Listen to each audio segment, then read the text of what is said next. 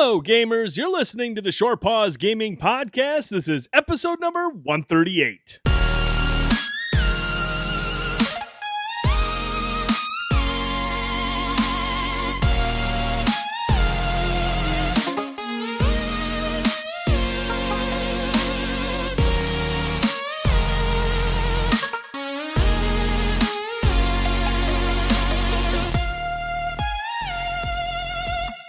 And welcome back to another edition of the Short Pause Gaming Podcast. I'm Brent Felsing, and joining me tonight, Franklin Ayler, Ben Boyce, and Bender Holt. Gentlemen, how are we doing on this fine evening?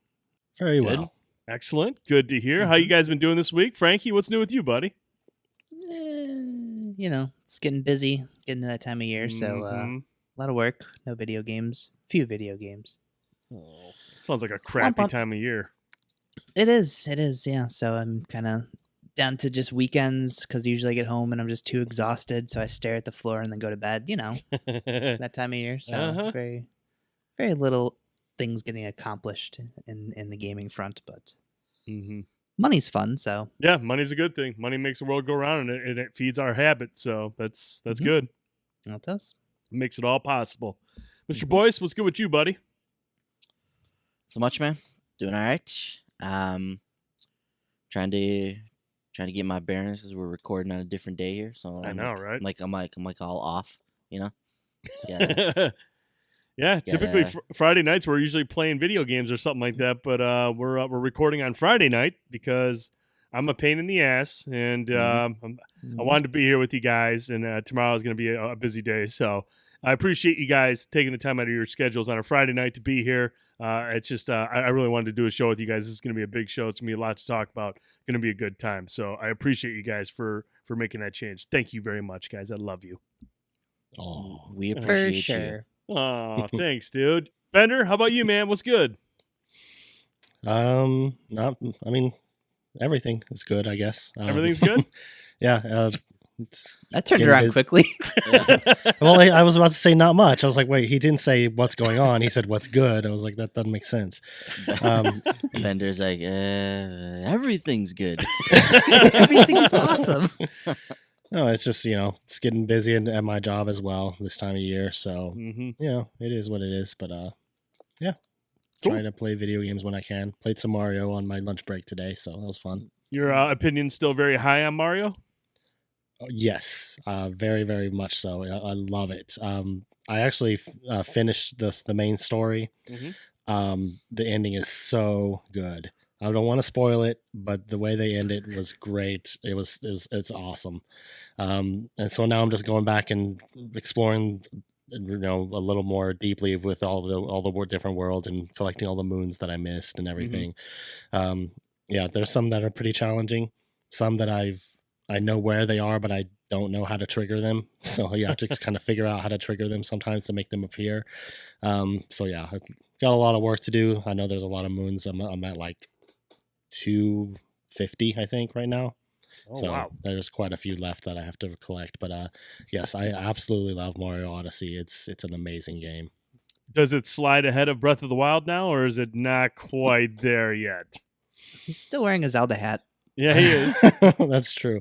I would say it's not quite there yet, but I mean, a big part of that is probably my Zelda bias. It's still my favorite franchise, and Breath of the Wild was just awesome. Just being able to explore this massive world and everything. But Mario is close though. It's amazing. It's definitely like just underneath Breath of the Wild as far as my game of the year considerations. Nice. Okay. Awesome. Yeah, I gotta get back into that at some point. That's I started a little bit of it, but have not been able to get back to it. So, but thank you for that, and we'll see if maybe before we get to our game of the years list, if Mario is able to bounce ahead of Zelda. But we'll have to see. Boyce, as far as what you played this week, I know you streamed. Is it or Hour or Ore? Ore. Okay, so you streamed Ore for the Tuesday Night Indie Spotlight. Let's get your thoughts on that. Yeah, Ore is an interesting title.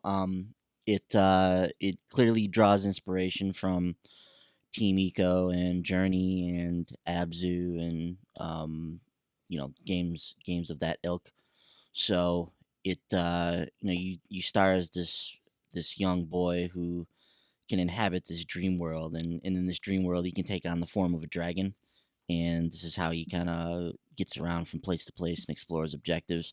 I the the weird thing about this game is the controls are excuse me, are very unwieldy. Mm-hmm. So, you know, where a game like that game company where they excelled with some of their games was just the ease of getting into their games, the ease of use, the ease of play. So I picture a game like Flower, which is about flying around with the wind, exploring these stages. That's a lot of what Ore is just it's getting into this dragon form. There's no real objectives or anything. You just have this kind of big dream world that you're kind of floating through and just exploring and trying to figure out how to trigger different things in the world, and that's kind of the game. So much like Flower, where you're just blowing through the wind and exploring the environment and trying to trigger things in the environment. Whereas Flower, it's very simple to fly around and it feels good. It's fun to float around in those environments. Ure is very difficult to control your dragon. Mm-hmm. So I spent the first like 20-30 minutes of the stream just trying to figure out how in the hell to control the dragon and move him around. It's not as simple as just moving up and down and kind of flying around. You use the shoulder buttons to ascend and descend, and it doesn't always work right. And it's weird that they chose to control the dragon this way. I'm not sure what went into that, because that completely goes against like the design of the game, which is kind of a laid back explorative type of experience. So as you're sitting there fighting with the controls, it kind of takes away from the serenity of the experience that they're going for there. So I did get a little bit better with the controls as the stream went on. I wrapped my head around them a little bit more, was able to get around, do kind of some of the things I wanted to. But that last boss encounter, you're trying to awaken these titans in the dream world. They're like the protectors of the dream world. Mm-hmm. And so you're searching around trying to find these titans and reawaken them. And each of these titan encounters plays out a little bit differently. And the last one I was doing on the stream was incredibly difficult because I just kept getting knocked off course, and part of that was some of the control stuff. Part of it was just an interesting encounter. But like I like some of the stuff with Ure. I like what they're trying to do here. Like I like the whole just open explorative like landscape. I thought it was fun to just fly around and like, oh, what's this, and then go down this tunnel and trigger this thing, and then this tower over here activates. You can go up in there and then you find the titan. So that kind of stuff was cool. Just Mhm. kind of feeling that sense of exploration. And I did like a lot of that about the game. I like the way that I like the kind of art direction of the game. And it's not the prettiest game. It's a low budget title. It's just not a AAA experience. So it's kind of fuzzy around the edges, but the art direction is nice as well. And the hour that I spent with the game, I had a good time with it, and it's something I want to experience more. But I read a review for the game, and it does seem like this could be a grading experience if it continues on this way over the course of an entire playthrough. Mm. So, the review that I was reading expressed a lot of the concerns that I felt just playing the game initially. But that's the thing with the spotlight, when you play these games for an hour, it's very difficult to like hate a game or not like a game in an hour. Like Right. games are usually fun for at least an hour. So if I jump in there and play it for a little bit, usually I can have a good time with it. So I actually did enjoy my time with Ure at the end of the day. It's something that I would like to spend some more time with and see how the experience holds up after that. But there are some concerns, especially when it comes to the controls in that game. That's kind of its main Achilles heel. Mhm. Actually, it's not too hard to hate a game after an hour. We should have you stream Wander for the spotlight. We can just make that a 10-minute that's show. the exception to the rule. Yeah, You ever hear of Alekine's gun? yeah, that was also a train wreck. Yeah. Lynchdom Battle Mage is probably one that could probably score pretty well there. There you go. That game's fun. It's just console version sucks. Yeah. Well, but It's fun when you're not playing it at 10 frames a second. Yes. Fun when it works properly. Frankie, what'd you get in this week, dude? A couple things. I am continuing through Shadow of War, so I finished a good amount of some of the side stuff that you can do. So there's the different towers I talked about before, where you can kind of scope out collectibles and stuff. So all the regions you go to, I think there's 6 total regions in this game instead of the 2 from the first one. So it's a lot of stuff to explore in this game. But you go and you purify all these towers. So I did all those. The Bruise, he's the funny big dude from the E3 trailers. He has a set of side quests. I finished all of his stuff.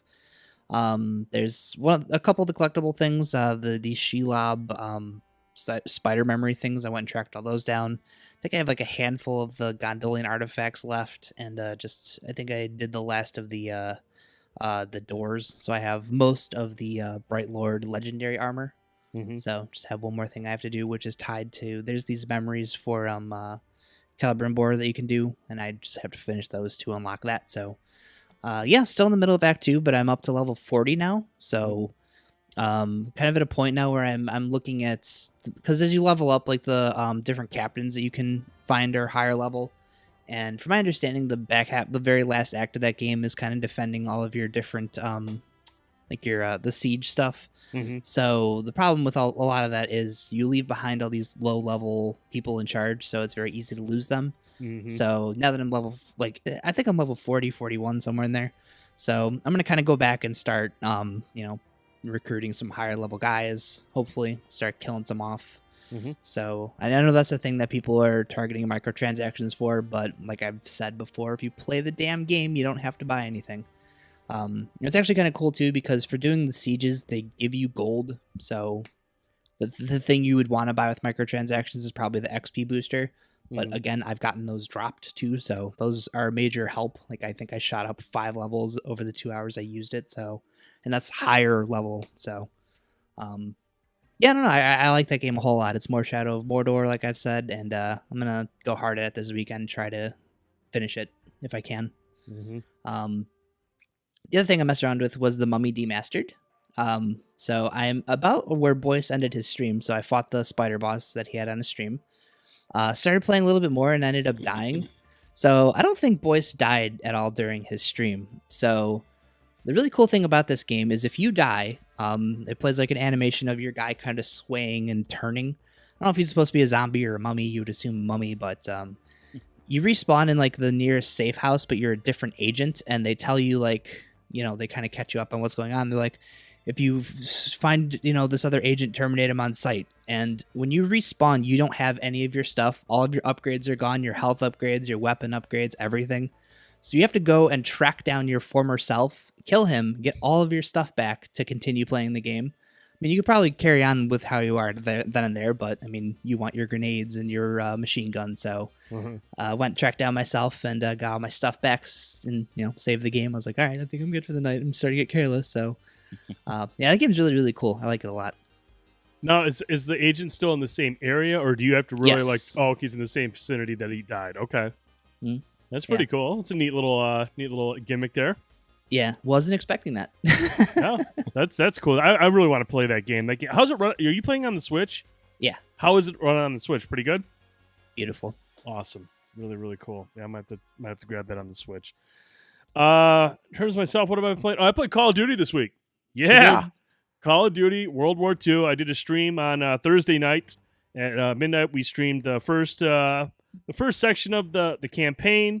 We tried to do multiplayer, but the servers were down. They were down for a good portion of the night too. I think they came up earlier this morning around 5 a.m. is when people were able to hop on and play. So again, some online issues kind of plagued the multiplayer portion, but I was able to play through the campaign for a little bit and then jump into the zombies mode. And I liked what I played. I thought the campaign started off like very intense, a lot of action. The storming the beaches of Normandy is as intense as it was like right out of like Saving Private Ryan. Like there was a lot of action. It was very, very gory. And I remember that about World at War. That was like one of the first Call of Duty games that was like really, really. I mean, the Modern Warfare games, they all had like violence, but like I remember World at War was like dismemberments. Like it was a really gritty game, like a real just hard game to play through in terms of like what you were seeing. And a lot of that is in World War II from what I played early on. But the game, it's fun. I mean, that's what I like out of a campaign. It's high action. It's World War II. I'm glad it's back to the boots on the ground settings. And I actually got some multiplayer in today. I played a little bit before work, and I played a little bit before the show here, and I enjoy the multiplayer. I like it where the more focus is on skill. It's more focused on you and handling your gun as opposed to wall running and all that stuff that just I feel like kind of got played out in the previous iterations. So, but early on, really like what I played. I think the game looks great. It runs good for the most part. During the stream, during the campaign portion, there were some strange hitches just popping up like anywhere between 10 to 30 seconds apart. It was very, very strange. It didn't seem like there was anything causing it specifically, like a lot of enemies on screen. It would just kind of stutter for a second. I don't recall seeing that anywhere in the zombies mode, so I'm wondering if it's just something that's kind of isolated to the campaign, but nothing that was like, oh my God, this is terrible. It was just one of the things that kind of stood out. You're like, oh, that's kind of weird that's going on. But yeah, it was a really fun stream. Frankie was in the chat. Super Cooper was in the chat. There's a lot of guys in there watching me just bumble my way up to the seawall. Yep. I died a whole lot. So, but check it out. It's on our YouTube channel right now. Short Pause Gaming, the midnight launch party for Call of Duty World War II. It's available now on all platforms. Go check out the video. Let us know what you think of it. But guys, let's get into the new releases. We have a ton of stuff to talk about. The new release list isn't too bad this week. But Franklin, take it away, buddy. All right, try and muscle through this as quickly as we can because there's a lot of stuff to talk about tonight. So before we get into the brand new stuff, the PlayStation Plus titles for November have been revealed. PlayStation 4 gamers can look forward to Worms Battlegrounds, which I'm excited about, and Bound. PS3 owners will be getting R-Type Dimensions and Ragdoll Kung Fu Fists of Plastic. That game is also really cool. With a great theme song. Yes, that's one of the reasons my ex-girlfriend had that on her PS3, and every single time I would be on there, I would just leave it on the game and listen to the music that was playing. Mm-hmm. Vita owners, you will get Dungeon Punks, which is cross-buy with the PS4, so PS4 owners get a bonus game this month. I'm excited about that one. That's that Streets of Rage-ish, what was that, like a beat 'em up? It's a good time. And Broken Sword 5, The Serpent's Curse Episode 1 and 2.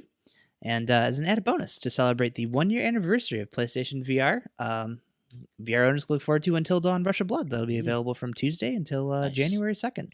Wow. So, quick round the horn. Brent, any standouts to you? I want to try out Worms Battleground. Bound I played. Bound's a really good game. Didn't touch either of those PS3 games back in the day. No interest right now.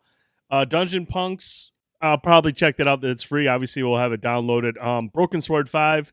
I don't know anything about this game, but might look into that. It's on the Vita. And then Until Dawn Rush of Blood, I already own it, but that game is really, really fun in VR. Definitely recommend that. So I think it's a decent lineup this month. Nothing not as strong as the previous couple months, but there's some good stuff in there for people. Yeah. Bender, what about you? I'll probably check out the Worms game. I've played Worms before. Those games are pretty fun. Real fun multiplayer things. I'm not too familiar with any of the other ones on the list, so I guess I'll have to look into them and see what they're about. But yeah, that's the Worms one is the one that stands out to me. Mm-hmm. How about you, Ben? Yeah, no like AAA titles on the list like we've seen the last few months, but some cool games on here nonetheless. You guys mentioned Worms. I don't have Battlegrounds either. I know I've heard some good things about the Worms franchise. Don't have too much experience with it, so that's a cool one to get. I'm really excited about Dungeon Punks though. It's a game that I've always been interested in. I never actually picked it up though. So to have it in the lineup this month, cross-buy with the PS4 and Vita, that's really cool. And Until Dawn Rush of Blood being in there is cool as well. So I like that they're throwing in these VR games every month now as part of the celebration. Hopefully they continue to do that as we roll on here. But yeah, so solid lineup. Yeah, I agree. Like you guys mentioned, Worms Battlegrounds. I know it was free on Xbox a while ago because I think that was damn near a launch game. But yeah, so it'd be cool to have that on both systems now, and I can get rid of my Until Dawn disc. So that's cool. There you go. Win-win. All right, so onto the PlayStation 4. A couple things that we had missed last week. Of course, Arcade Archives Neo Geo, King of Fighters 97 is available right now for $7.99. And Ray, as we talked about earlier, that was unveiled at the Paris Game Show. So if you want to check that game out in action, head over to our YouTube channel and check out the archive of the Tuesday Night Indie Spotlight. As far as coming this week, the big one, arguably, the expansion for Horizon Zero Dawn will be dropping on Tuesday, the Frozen Wilds. This is the only expansion I believe that they're planning to add to the game. So players can look forward to exploring a new area up to the north, conquering new machines. One of them they showed off this week actually was the Scorcher. He's kind of like a mix of like a horse. Looks badass.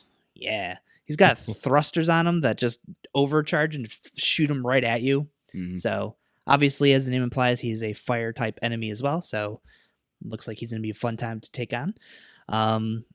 And of course, there'll also be a brand new story to go along with it. If you happen to catch the show before the game releases, there is a PlayStation Plus discount, so it's $14.99. Again, just around the horn on this one.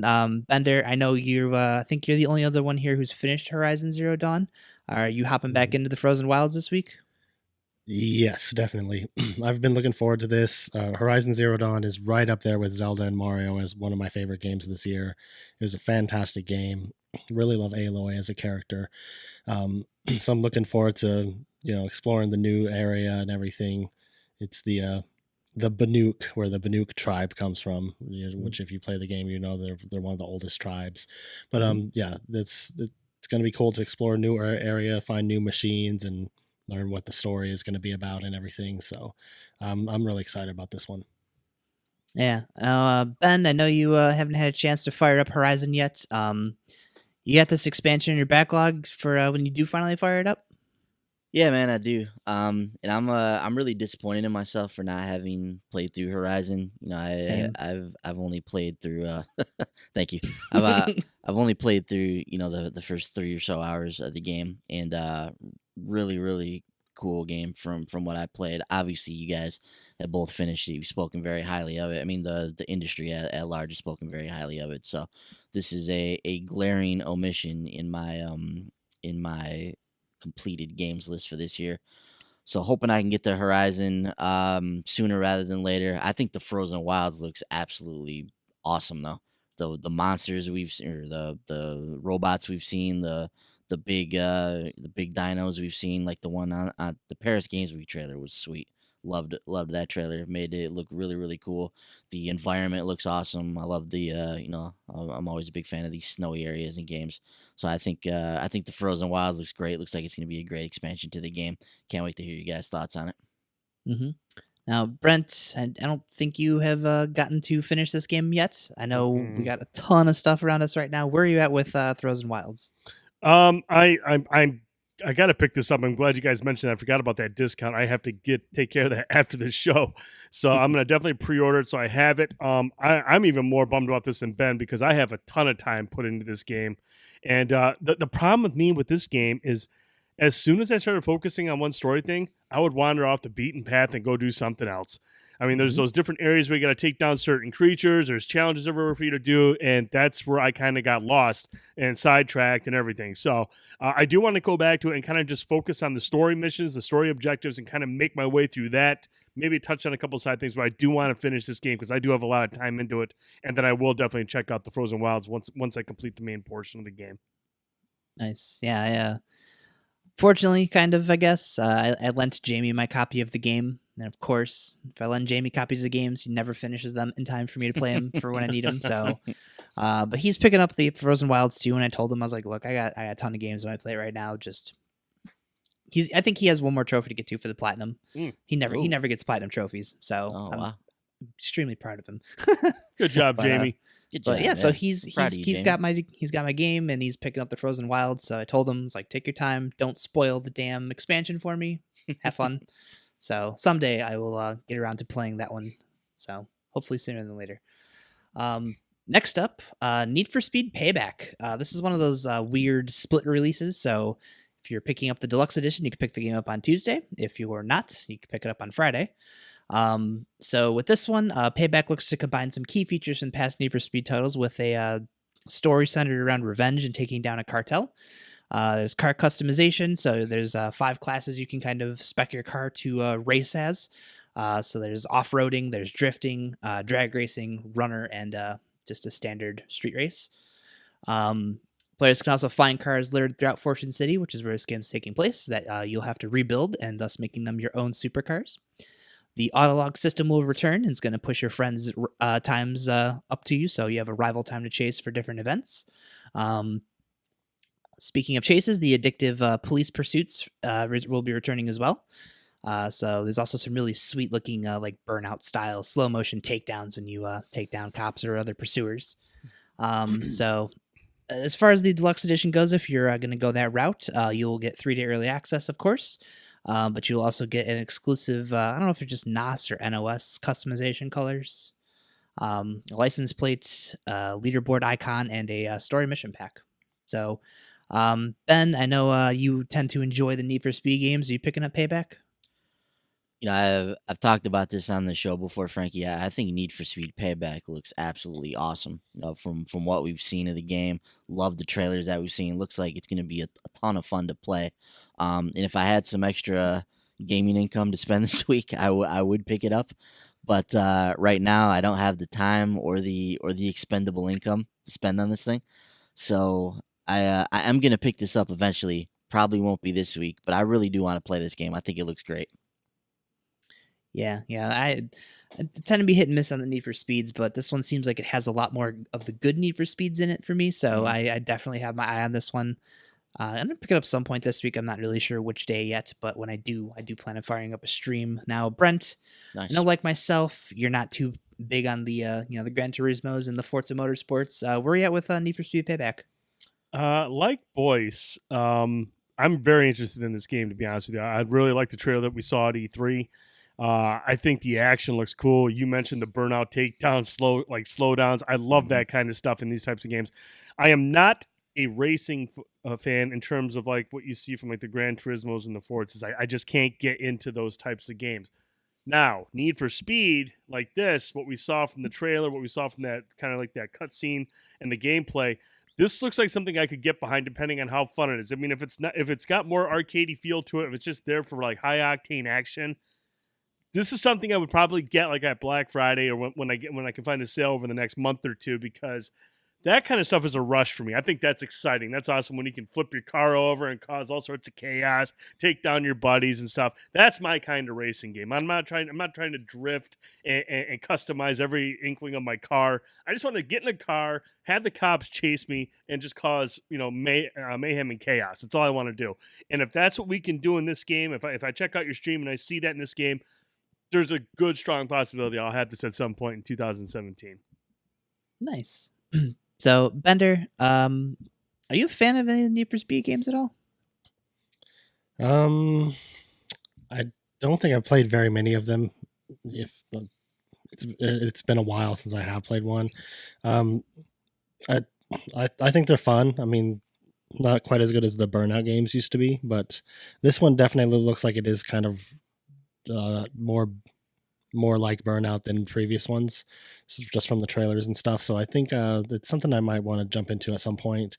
It's not going to be a top high priority, but maybe after there's a discount or something, it might be a game that I'll want to pick up and check out. But I think those games are pretty fun though. Cool. Yeah, this one looks like it's going to be a great time, so I'm looking forward to checking that out sometime this week. Up next, Sonic Forces. This is the latest 3D Sonic entry following the wild popular Sonic Mania they released this summer. So it's got some it's got a big hit to follow after. It's rough for a 3D Sonic game. So this one actually comes from the Sonic Colors and Sonic Generations team.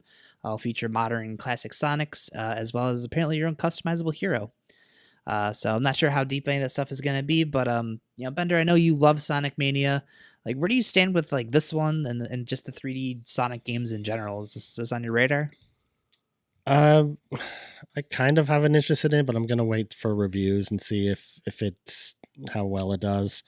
Yeah, I'm not really sure. It looks like it might be kind of cool, but the 3D Sonic games just don't seem to work quite as well as the 2D ones, in my opinion. Yeah. Some of them have some cool moments that are fun, but they just don't seem to feel the same. It's just kind of a weird difference. So it's something I might check out. If people seem to like it, then I'd be more inclined to pick it up. Correct me if I'm wrong, but wasn't there a story this week that Sega is not sending out review copies of this game?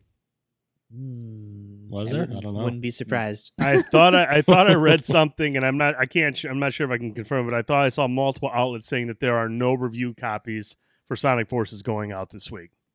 Punching it into Google here. first hit from GameTyrant.com. Sega isn't sending out review copies of Sonic Forces, and some folks are worried.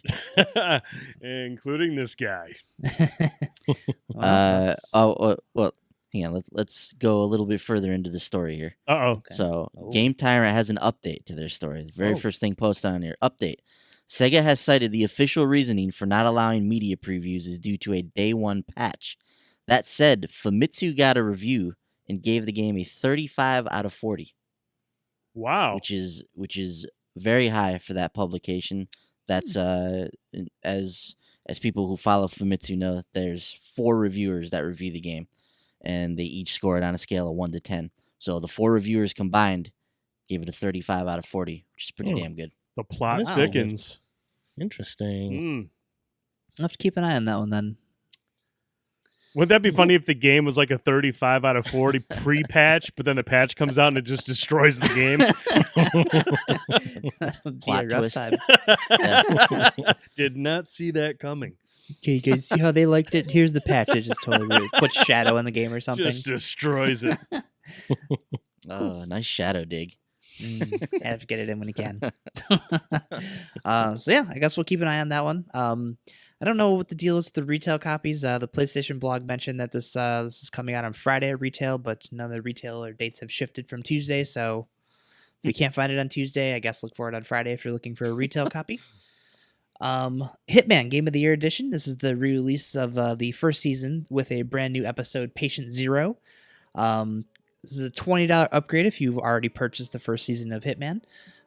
Just a couple of other things coming along with this. They are reactivating some of the elusive targets, but they're going to be, a timed thing on their set schedule. Mhm. So the Forger, he will be returning on November 17th. He'll be there for 10 days.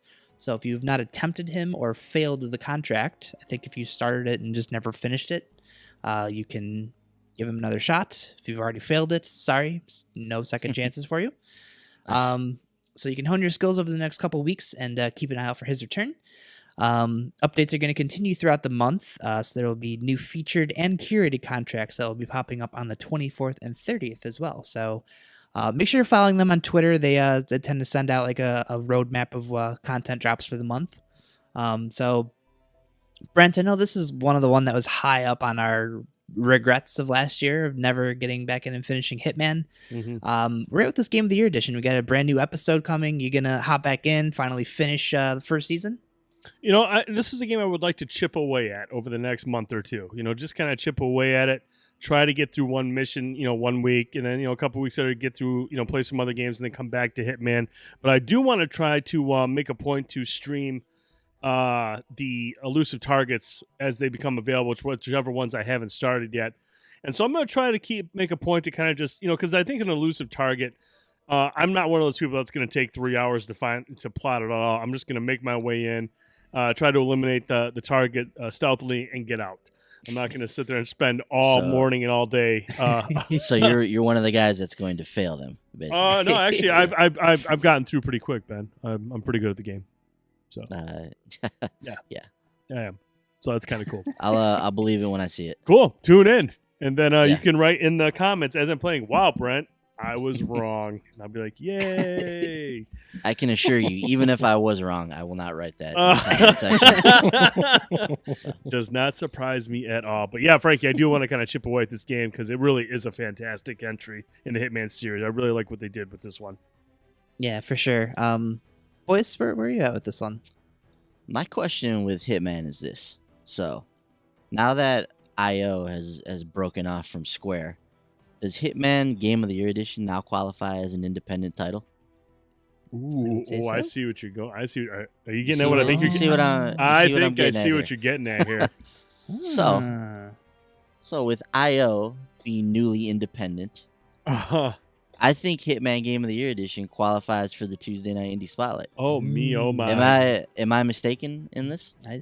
This sounds like that sounds right to me. I mean, I don't think you're wrong. So I mean, you got my vote. I won't block that Okay. one. I got I'll allow one it. vote.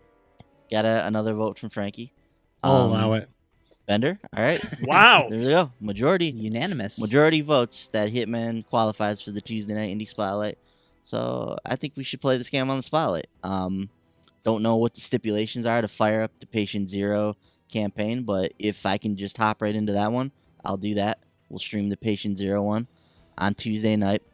The logical pick for the Indie Spotlight this week would have been Max, The Curse of Brotherhood, but Max doesn't come out till Wednesday. Uh-oh. So Max has just abandoned the Tuesday night Indie Spotlight, and there's not a whole lot of other stuff coming out on Tuesday.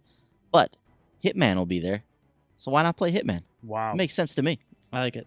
That was a huge plot twist. I didn't see that coming. Well done. Yeah, you like that? I do. Keep you on your toes, man. Oh, wow.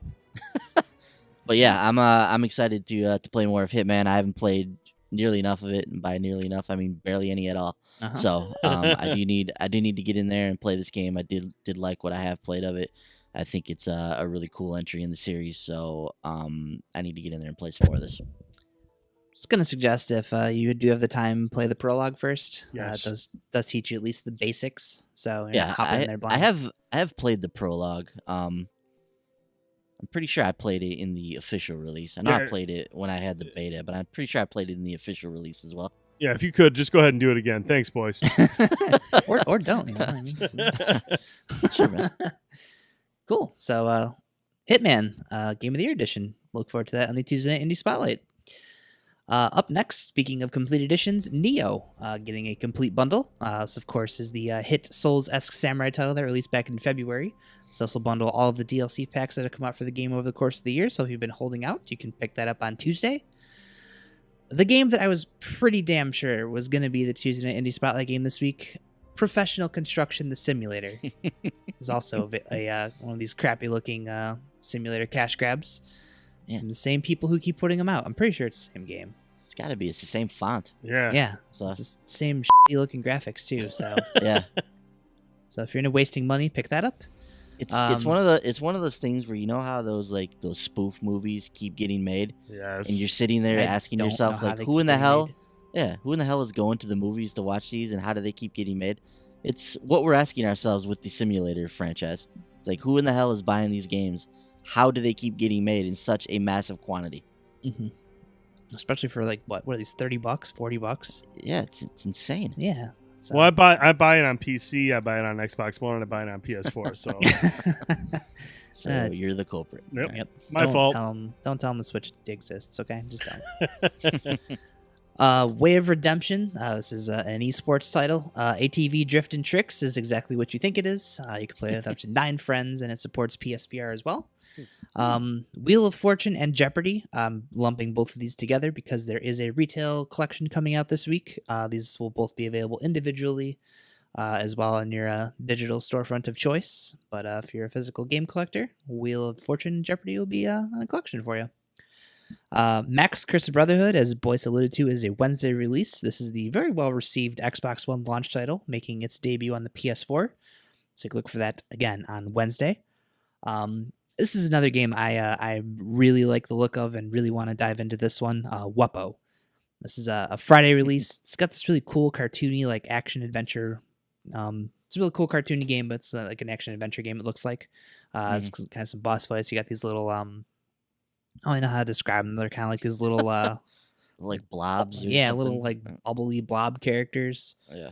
But yeah, really cool game. It's a Sodesco joint, so that'll be available Friday, probably at retail maybe this week, maybe next week. Not sure. That game looks really cool. Another one that looks ridiculously awesome is Ace of Seafood. So this is it's an aquatic shooter. So you're a fish and you shoot lasers and stuff at other fish. This looks ridiculously cool. So that one will be dropping on Thursday, so keep your eye out for that one. That will also be coming to the Switch maybe this week, but probably not. I couldn't find anything for the Switch date, even though apparently that's the version they've been showing at shows. I think it's also available on the Wii U. So look for Ace of Seafood this Thursday. Discovery. This is like a Minecraft knockoff. So it features a world full of blocks for you to build houses and all kinds of Minecrafty fun. Hand of Fate 2 is a sequel to the card-based RPG title. This one blends the randomness of your hand of cards with some pretty cool-looking battles. So your the cards in your hand could determine what weapon you're using in combat. Never played the first one. I know it was a Games of Gold title. Brent, did you ever try that one out? I did not. No. Neither. I don't know. Looks kind of cool, but I don't know. I'm kind of leery about some of these. Telltale's Guardians of the Galaxy Season 1 will come to a close with Episode 5, Don't Stop Believing. It'll be available on Tuesday. Really excited that this series is finally over. So I like that that's the title. That is sweet. Don't Stop Believing. Cool. So I know you mentioned before, very well received series. Yeah, they kind of were on schedule with this one. I mean, there's maybe an episode that was off, but they pretty much released these every month for the last few months that I can remember. Yeah. So excited to finally hop in here. Bender, you gonna be firing this one up this week? If I can find the time, I'm definitely going to be playing fair. Horizon. But yeah, I now that all 5 episodes are out, I definitely want to check it out. I've been wanting to play that game. Yeah, I'm in the same boat. Brent, you hopping into this one? I did not. I haven't started any of them, to be honest with you. So no. It's probably smart. Probably would have forgot about him by now. Oh yeah, I did. Speaking of Telltale, Minecraft Story Mode Season 2's penultimate episode, Below the Bedrock, will also be available on Tuesday. So if you're a fan of that series, look forward to the near final episode this week. Assassin's Creed Origins Trials of the Gods will begin this week. I don't know a whole lot about how this is going to work, but Anubis will be the first Egyptian god available in the game for you to take down beginning on Tuesday. So I don't know if these are going to be like elusive targets or how exactly they're going to work, or if you can keep retrying them until you're successful. But if you're able to take them down, you'll score some legendary gear. Elder Scrolls Online's Clockwork City DLC will release on Tuesday. This will add a new area for players to explore, along with some new story quest titles. And the last couple things on here, a couple limited run drops this week. This first one is, I think this is a must-buy for a couple of reasons we'll delve a little bit into later. But Housemarque's Next Machina will be available on Friday morning at 10 a.m. Eastern Time and 6 p.m. Eastern Time for the second batch. 4,500 copies will be available, and 3,000 collector's editions will be available as well. Standard version of this goes for $29.99. The collector's edition will set you back $64.99. That will net you the game with a variant collector's cover, 4 art cards, a poster, and a CD soundtrack. There's also going to be a variant cover for the standard release that will be available to those attending PSX this year. Boys, I know you love Next Machina. I know you're kind of, grab some mid-run stuff, some knots. Is this one that you're going to be trying for on Friday morning? Man, I do kind of want this. I kind of want that limited, that collector's edition, but $65 for that bad boy, eh? Yeah. That's a tough pill to swallow. I think I will try and hop in here though and grab Next Machina. It's a fantastic game, really really good game. Mm-hmm. Yeah, that's another one that I know you have a review up on the site. So www.shortpause.com. Check out Ben's review of Next Machina. Joining that on Friday is Crawl, which will be limited to 3,800 copies. This isn't like Basement Crawl, is it? No, this is that dungeon crawler where you play with other people, isn't it? And they're trying to kill you or something like that. Oh, that's right. I remember that. Yeah. Okay. Yeah. It's got a cool pixel art style. Yeah. It's actually a cool looking game. Cool. I thought for a second that this was like that game, and I was like, oh crap. Why would anybody want this on a disc? I'm pretty sure it's not. Yeah. Cool. Yeah. That game actually looks pretty cool. But yeah, so that one will be $24.99. Also available Friday morning alongside Next Machina. Onto PSVR, if you're in the market for a VR headset, there will be a new bundle dropping on Friday that will include the camera, a copy of Gran Turismo Sport for $3.99. So if you want Gran Turismo and a VR headset, go pick that up on Friday. I hear the VR mode in that game is great, which is I need to get in there and play that. I've been meaning to do that. Mm-hmm. And just an FYI regarding VR, Sony is now sneaking out that new model. It'll be coming out this month, probably next week. So it'll probably be in that bundle then, right? I wouldn't doubt it if it was. So the old model is going to be discontinued, and going forward is going to be the new model that has all the features. The one feature that I think most of us here want, the HDR pass-through, and the headset is actually built. The headphones are actually built into like this part of like the headset. So there's some quality of life improvements on the new headset. So. That should be available beginning next week, I believe. Cool. So nice. Maybe that's the one, maybe not. I'm not sure. And I know I saw like the part number next to it, which I thought was strange. But I didn't That's think the anything one of thing it. they mentioned, like the SKU number or whatever, or like the model number. I think they mentioned will be actually on the box, and that's kind of how you know it's different. Gotcha. Cool. I know this also has an updated demo disc as well, so Mhm. could very well be the updated headset altogether.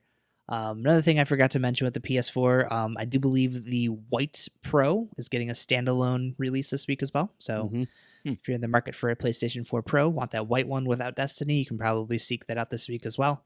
A couple titles that had released earlier this week, thanks to the Paris Games Week conference.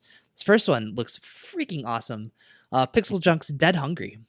So this is like one of those cooking rush games where you're preparing food for zombies.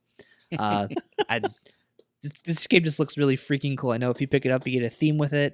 It's on sale right now as well, and there's a demo available. So get in there, try it out. If you find yourself enjoying it, pick it up. Did anybody pick this game up? Please tell me someone picked it up. Not yet.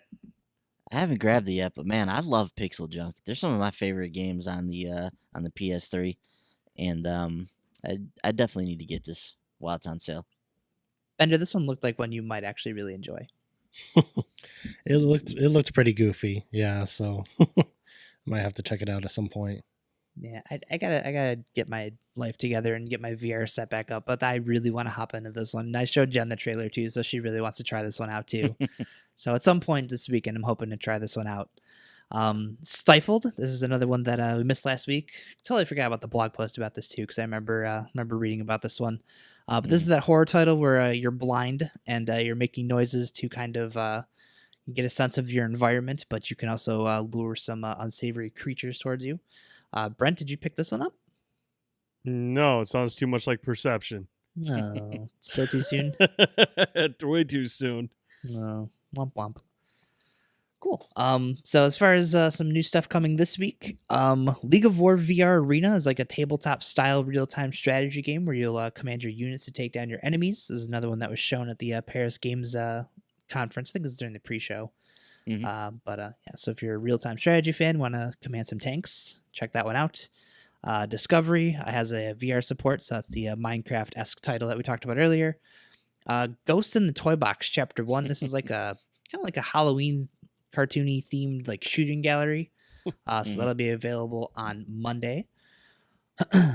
So onto the Vita.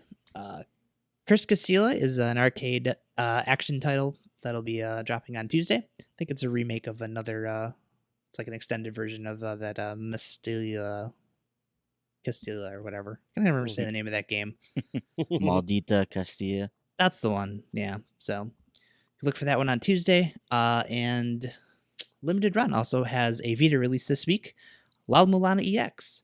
So this one is limited to 3,000 copies and 2,500 collector's editions. The collector's edition for this one, same price as the collector's edition for Next at $64.99. But your $64.99 with this one will net you a poster and a 4-disc complete soundtrack. Wow, 4 discs. 4 discs. So pretty cool. I think it also comes with a slip. Or no, I'm thinking of a different one. Never mind. Because they just started shipping out Skullgirls, and Skullgirls has a slipcover. So that'll be neat. So onto Xbox. A couple things that we had missed last week. By a couple things, I mean one thing, and that's Arcade Archives, Neo Geo, King of Fighters 97. Guys, this week is it. The Xbox One X will be available on Tuesday. So Brent, I know you're rushing out to pick one of these things up. Where's your hype level at this? Have you seen any of the coverage? What do you plan on this thing first? I've seen little bits and pieces of the coverage. I am very excited for it. Like I said, man, I'm a tech whore, and I want to see how this baby looks on my 4K TV. I want to check out some of these games that you and I both enjoyed, like Halo 5 and Gears of War 4. I want to see how these look enhanced. It sounds like the Gears of War 4 update is fantastic and does wonders for the game. So I'm really excited to see how that looks on my 4K display. And I also want to check out some of the other third-party stuff. I know I have Shadow of War right now. I played a little bit on the Xbox One S, and so I'm curious to see how that looks on the Xbox One X.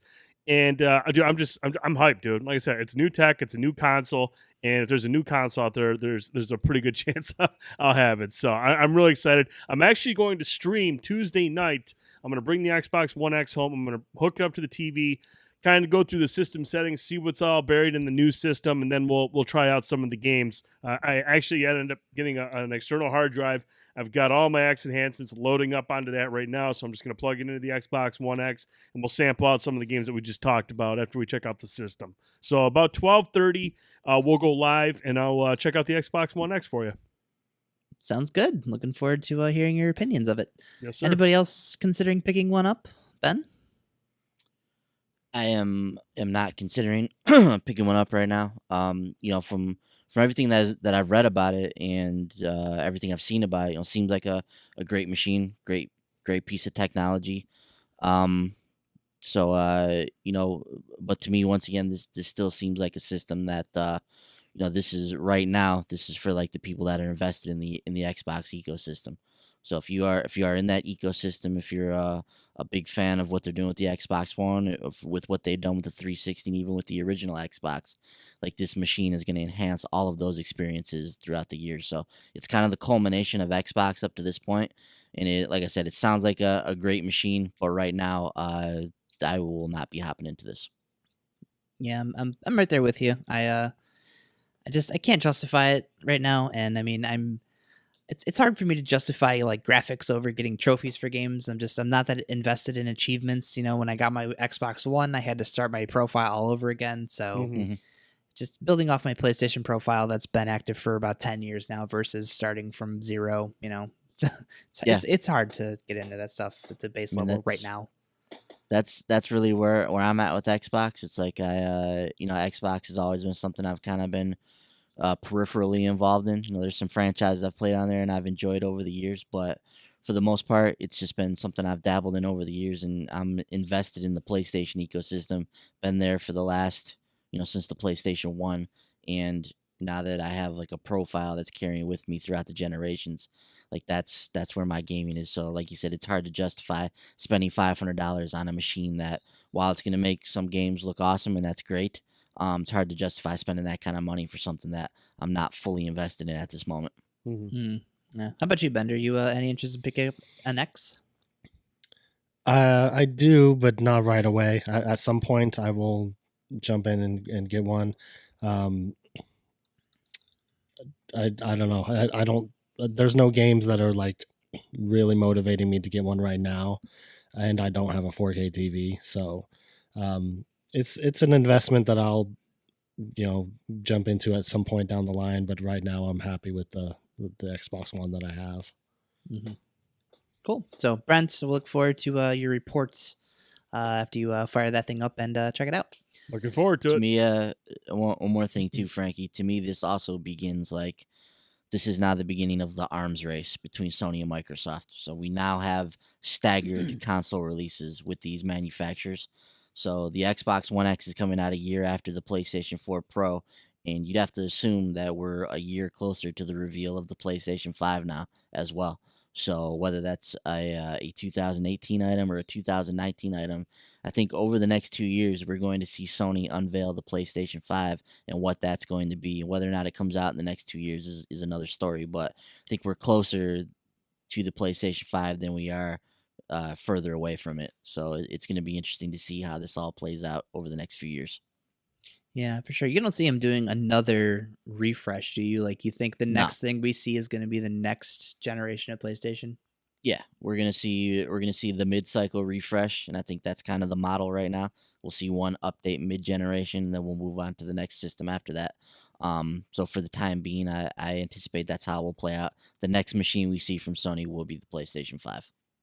Yeah, I agree with you on that, because if you look at the specs of the Xbox One X, and if PlayStation is going to try to top that, I mean, those specs are going to be just astronomical. And I think that's going to be to the point where developers can be like, look, I don't want to be held back by the PS4 Pro or even the PS4, because we'll have to cover all those games. So, I mean, at that point, they can make, look, the differential or the difference between the PS5 and this PS4 Pro and PS4 is just going to be far too great. That will signify the beginning of next gen for PlayStation. I just feel like we're hitting such a slippery slope with that too, though. How do you figure out, like, okay, well, we're going to continue supporting like the Pro. Do you eventually leave the base behind? Like, what does that become with Xbox games? Like, now you're essentially making Xbox One games, but for the PS4, well, I guess the PS5 technically would actually be on par with the Xbox One X. But if the One X doesn't have like a massive buy-in, like you're kind of at this weird limbo stage. You know what I mean? Right. No, that's a So, good point. yeah, so that's gonna be very interesting if this is what we stumble across in the next couple of years. So, Cowboys, yeah, something to keep an eye on. Mhm. On the games front this week for Xbox, Need for Speed Payback, Sonic Forces, Hitman's Game of the Year Edition, Wheel of Fortune and Jeopardy, Hand of Fate 2, the Trials of the Gods for Assassin's Creed Origins, the Clockwork City ESO DLC, and Telltale's Guardians and Minecraft's episodes 5 and 4 respectively will release on the Xbox this week, alongside Super Lucky's Tale. This is the Xbox exclusive platforming sequel to the Oculus Rift VR platformer. Kind of divisive reviews on this one right now. You see some reviewers kind of panning it for the controls and the camera being sloppy, but others praising them. So this is one I'm probably just gonna have to try out for myself. Brent, do you have interest in picking this up with your ex? No, I've got that's the one thing about buying a new console is you really limits to what games you can buy during that time frame. And right now, Super Lucky's Tale is not on my radar. It might be something I'll take a look at down the road, but there's just other bigger titles I want to see using the Xbox One X and its abilities, and Super Lucky's Tale isn't one of them. Gotcha. How about you, Bender? I know you're a big fan of platformers. This game looks like it could be a lot of fun. Where are you at with Super Lucky's Tale? Yeah, I am a big fan of platformers, and I do have an interest in Super Lucky's Tale. I'd like to try it out at some point. Kind of real deep into Mario right now, but Gotcha. yeah, I'll definitely check out Lucky at some point down the line. Gotcha. That's pretty much where I'm at too. I got Mario sitting in my on my back burner right now. So if I'm gonna make time for a platformer, that'll be the one. So at some point, I will pick up Super Lucky's Tale, but it's not gonna be this week. Assault Android Cactus. This is that badass twin stick shooter that it released on PS4 last year, making its debut on Xbox this week. Ben, did you ever get a chance to fire this one up? I didn't actually fire this one up. Yeah, it's definitely something that's right on my alley. I have it sitting on my PS4 dashboard. Just haven't got around to playing it, but yeah, it's well received on PS4 and Steam. I would imagine it's going to be the same on Xbox One. I think it's got some Xbox One X support on it as well. Mm-hmm. So yeah, it's going to be should be an awesome game on there. Yeah, great soundtrack too. So Nice. if you're a twin stick shooter fan, look for that one this week. 911 Operator is a Wednesday release. This one you will take on the role of a 911 operator and send units to respond to calls, and you can even handle some crazy scenarios yourself, like if a guy accidentally cuts his arm off. Oh boy, You can instruct him how to survive until EMTs can reach his location. jeez. Looks interesting, so look for that on Wednesday. Wuppo will be coming to Xbox on Friday as well. And Cuphead is going to be getting a physical release, air quotes. So this is going to be one of those like code in the box, like PUBG is going to be in December. But you do get an art cell with it. So if you're interested in art cells, you can pick that up on Tuesday. It's just such a weird concept. What the hell is the point of the code in the box? Like, what is the purpose? I don't So you get get the I knew. box. Yeah, you have but a why? box. But there's nothing in it. You know, as There's an a code advocate for of the game. as an advocate of like, you know, physical collector stuff, this is stupid. I Mhm. can think of 2 instances of this that the PS3 had with like the initial release of DuckTales Remastered was this, and I don't remember how you got it. I know it was a pre-order bonus, but like Marvel vs. Capcom Yeah, 2. Marvel vs. Capcom 2. I have that actually, and And I that thing got goes- it, and I was like, "Why do I have this? This is stupid." People pay $250 for that damn thing.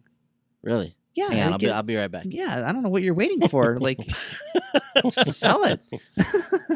People just want a damn box, I guess. I don't know, but Wow. yeah. So, like I said, if you're wanting a Cuphead case on your shelf, you can pick that up on Tuesday. On to Nintendo on the Switch. What we missed last week, Chess Ultra is exactly what it sounds like. It's a chess game. Super Beat Sports is a party title from Harmonix that combines sports and rhythm-based gameplay mechanics. Morphite, this is that cel-shaded first-person shooter that launched on Xbox and PS4 a few months ago. Sparkle 2 Evo, this is like an evolution game that kind of seems a little similar to that game company's Flow. Arcade Archives Neo Geo Art of Fighting 3, also available now for $7.99. As far as what's coming this week, it's a really stacked week for the Switch. So it's hard to kind of pick where to start, but I'm going to go with Friday's release of its 2016 surprise hit, Doom. They'll be making its debut on the Switch on Friday. And it's unconfirmed the game runs at 30 frames on the Switch. Could be a little detrimental to the experience, but I don't know. I mean, what do you guys think? Do you think even at 30 frames, this will still be a serviceable option for Doom fans? Brent, any interest? Doom is a very fast-paced game, and it's on PS4 and Xbox One. It's fantastic at 60 frames, and that it just goes well with that game. How this thing will look and run on the Switch, I'm going to be waiting to. You're picking this up, right?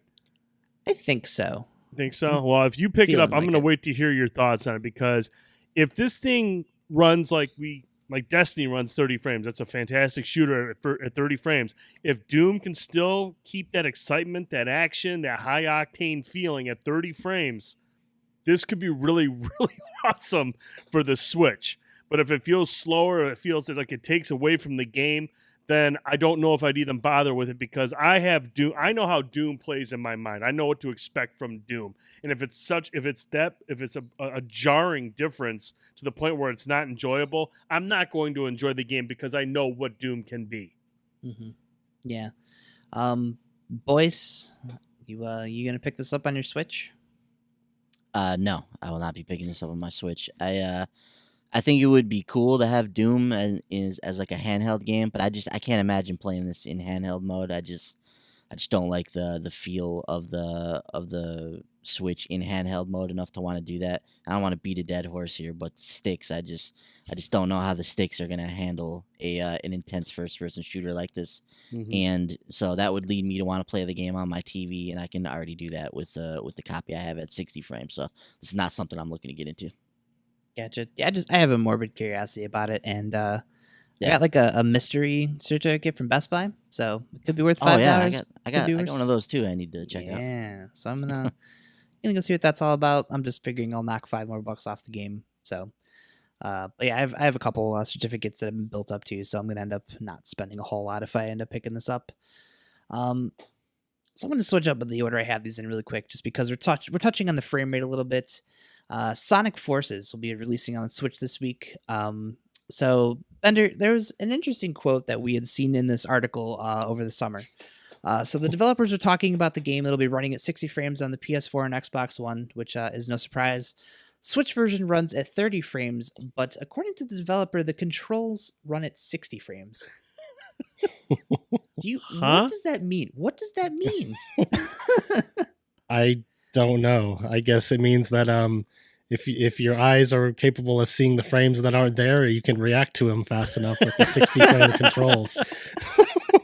That makes no sense. It's my understanding, Bender, that the game actually predicts the future for you. So that's how. Yeah, so it knows what button you're gonna press before you press it. That's that's the benefit of 60 frames controls. Yeah. The Switch is incredible. Wow. Yeah, it's crazy. You just set the Joy-Cons down; they just start floating there and playing themselves. Nice.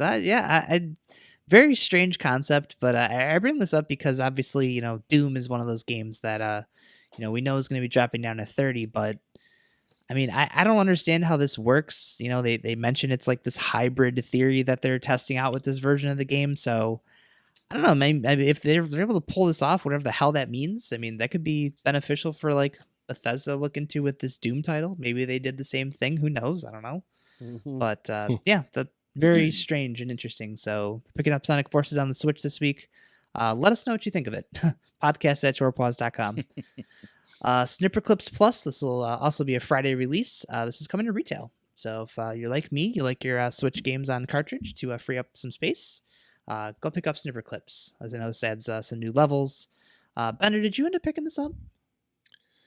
I have the original Snipper Clips game, so I'm gonna have to download it as they said They said this was going to be available as a download for like a DLC, so I'll have to download the additional content. But I like Snipper Clips a lot. It's really fun.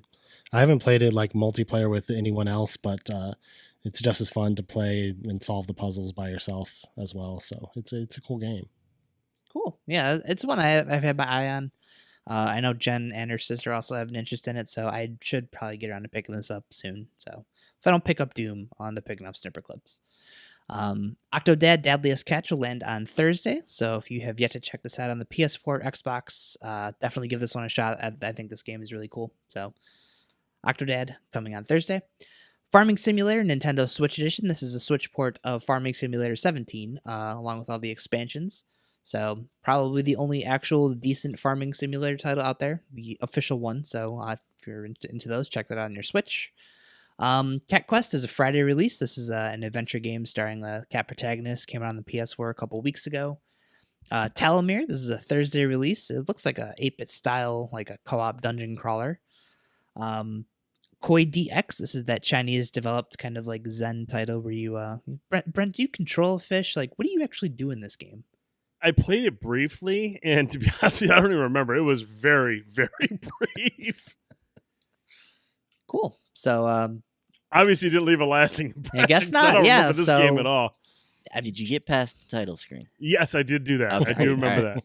So game of sure? the year? Yeah, it's a runner-up for sure. Nice. So must have relaxed you so well that you totally forgot about it. So look for that on Thursday for $5. Maria the Witch is a Thursday release. This is that witch-themed adventure game that came out on Xbox last week, just in time for Halloween. So good job, Nintendo. Super Putty Squad. This is the PS4 launch title. They'll be making its Switch debut on Thursday. Spellspire. This is a 10 tons joint where you use words like in a Scrabble style system to attack your opponents. That'll be available on Thursday. And lastly, Heroes of the Monkey Tavern. This is that kind of like pen and paper style dungeon crawler. I know it's available on the PS4 as well. So if you're into those, check that one out. Onto the Wii U, a couple things we missed last week. Power Golf. This is the TurboGrafx 16 Virtual Console title, so you can pick that up for $5.99. And Toming in Trouble is the looking $5 defense game where you play as a book or something. I'm not really sure what the hell this thing is. It looks like Clippy's cousin or something. Cool. Yeah, that's exactly what I said when I saw him. So yeah, this week on the Wii U, just a reminder, the Mario Odyssey Switch bundles are available now, and they seem quite plentiful. So I don't know, look into a Switch. On the 3DS, a couple of gems we missed last week. These are both Physical Contact is the series. 2048 is like a match 3 card game, and Speed is just another card game. So 444 and 446 respectively for each of those new 3DS exclusive gems. The prices on these games. If you get a chance, look for these on the eShop and just read the descriptions. It'll tell you all you need to know. As far as what's coming this week, Minecraft, the new 3DS edition, will get its retail release on Friday. So if you've been holding out for a cartridge, this is your week. And this is a strange one, but Mario Party, the Top 100, another Friday release. I don't understand why the hell they didn't put this on the Switch. I think Mario Party, and I have a hard time picturing playing a Mario Party game on my DS. Mm-hmm. Now, Bender, I know you enjoy the Mario Party games for the most part. Are you picking this up? Do you wish this was on the Switch instead of the 3DS? Yeah, I wish it was on the Switch instead of 3DS. In fact, I probably won't pick it up because it's on the 3DS. I don't play my 3DS as often anymore, since I finished Metroid at least. Yeah, I was going to say.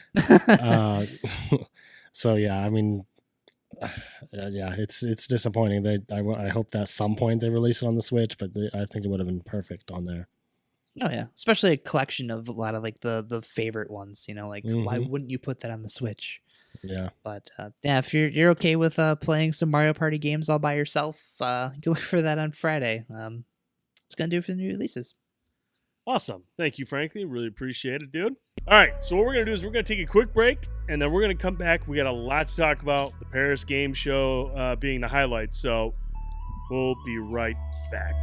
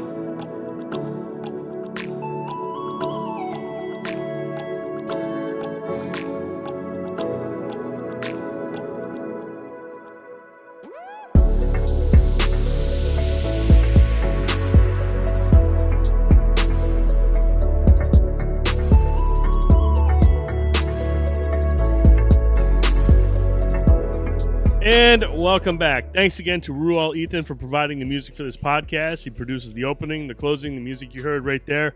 Follow him on Twitter at Ruel Ethan. Check him out on iTunes and SoundCloud. All right, guys, as we alluded to earlier, we have a lot to talk about tonight, and the big story of the week is Paris Games Week. Sony put on a show.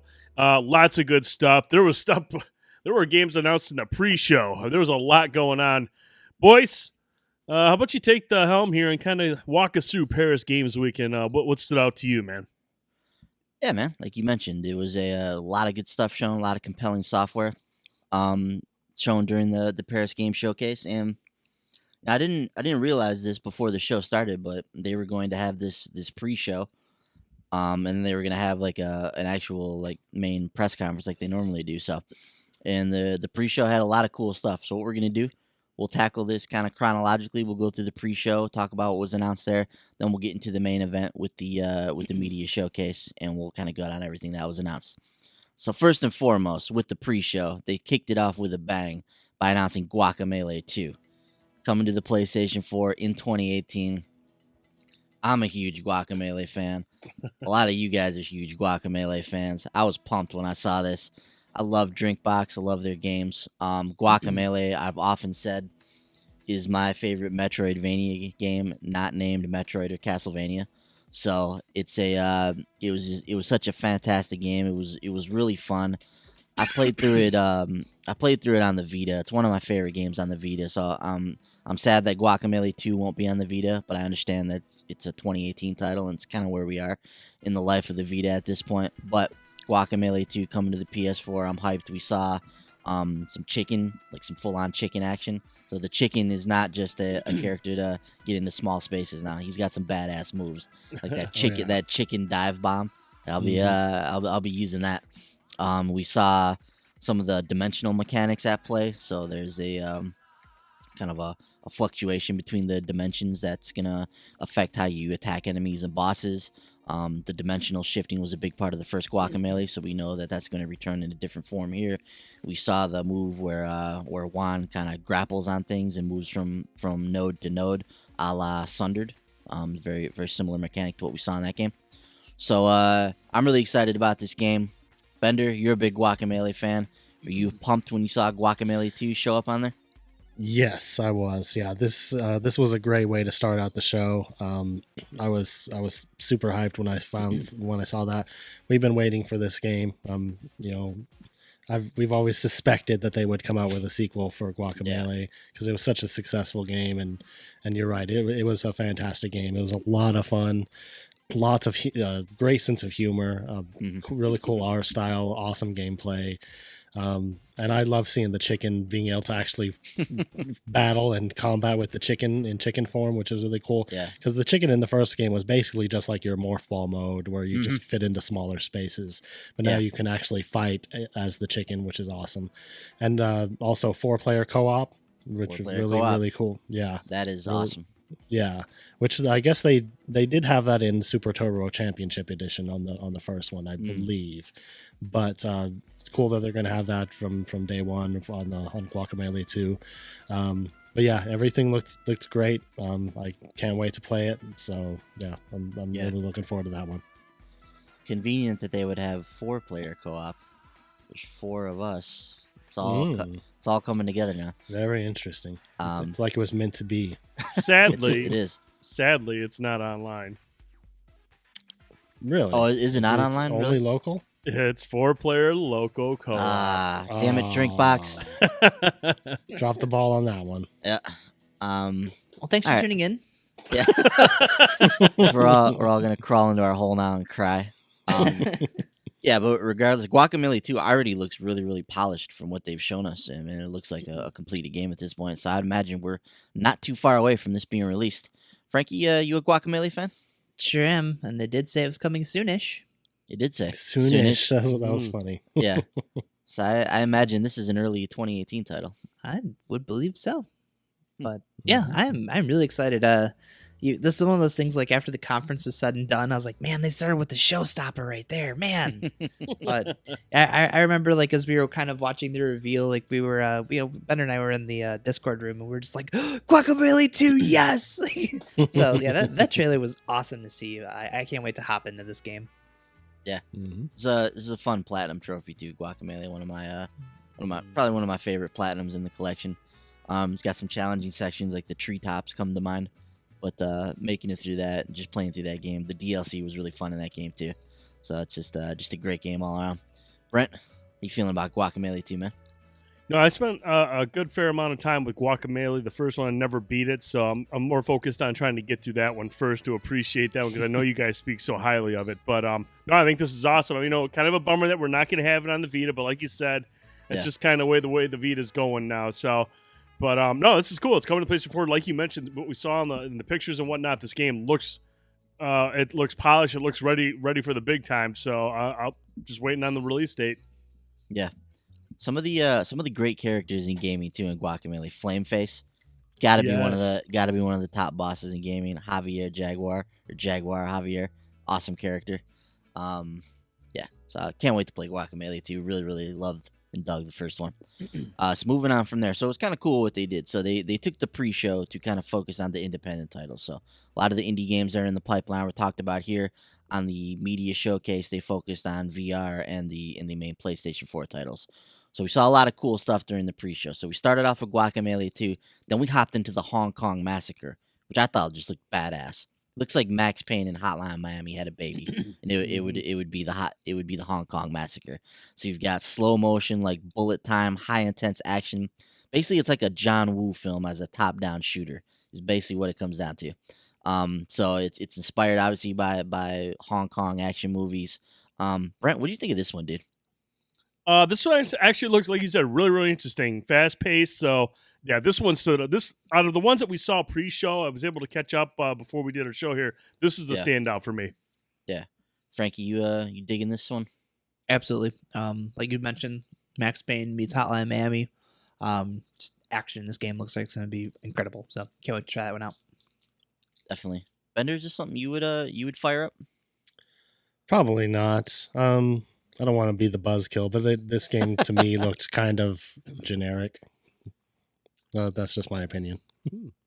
Thanks, buzzkill. I just hung up on Bender. Sorry. It's all right. He's muted. Muted for the rest of the show. No, it's cool, man. I thought Hong Kong Massacre looked like a lot of fun. I'm a big fan of twin stick shooters, of the top down shooters. I've played a lot of cool ones recently, like Mr. Shifty and Time Recoil, and obviously Hotline Miami is a classic. So anything that kind of harkens back to those games, I'm game to at least try. I love Hong Kong action movies, so this is something right up my alley. Definitely want to check this out. It'll be on the PS4 in 2018. Now, the Gardens Between, I feel like, is something that you would get into, Bender. It's a narrative-based, like, time manipulation puzzler. It's coming to the PS4 in late 2018. One of the interesting things about this title is they're attempting to tell a story through basically through the environment and through the gameplay, not as much through the dialogue. But it looks like I love time manipulation stuff, so obviously that's a big part of the puzzle mechanics here. What do you think about what you saw from the Gardens Between? I thought that one looked really intriguing. I liked what I saw. It could look kind of like a mix of like something like Life is Strange with something like I don't know, another game. I don't know. I got a Brothers vibe from it. Yeah, Brothers is a good one. Yeah, that's a good analog. But yeah, I like when a game, tells a good story, even if it's with zero dialogue. I mean, there have been games that have done that very well in the past. So, like Brothers. But yeah, that's a really cool idea. I think that looked interesting. I'd like to know more about it. Mm-hmm. Frankie, you excited about this one too? Yeah, this game looks really cool. You're kind of using time to make your way through different puzzles and like environmental obstacles. So like I remember one of the things they showed was like a giant saw. So like you're jumping down on it, rewinding time, and doing that to cut like a piece of wood. So a lot of really cool looking stuff that they're going to be using time manipulation for. So I can't wait to hop into this. I really love games like this. Like Bender said, definitely some powerful games in its vein. So hopefully this one delivers. I know it's coming late next year, but very excited about it. Yeah, it has it has an interesting mechanic, like you mentioned, and one of the things with it is that you can only rewind or fast forward time. Those are the only two options that you have in the game. So you're kind of doing this kind of linear time manipulation thing, and like you mentioned, the saw is a good indication of some of the way the puzzles are going to work in this game. Whereas you keep rewinding and fast forwarding, the player continuously jumps on the saw and kind of saws through the piece of wood or whatever the puzzle you were trying to get through. So you can manipulate time but not space in this game. So it's a very interesting mechanic. I'm really interested to see more about this game as well. So late 2018 on that one on the PS4. We got a date for a Loco Roco Remastered 2. So this one will be on the PS4 on December 9th in full 4K.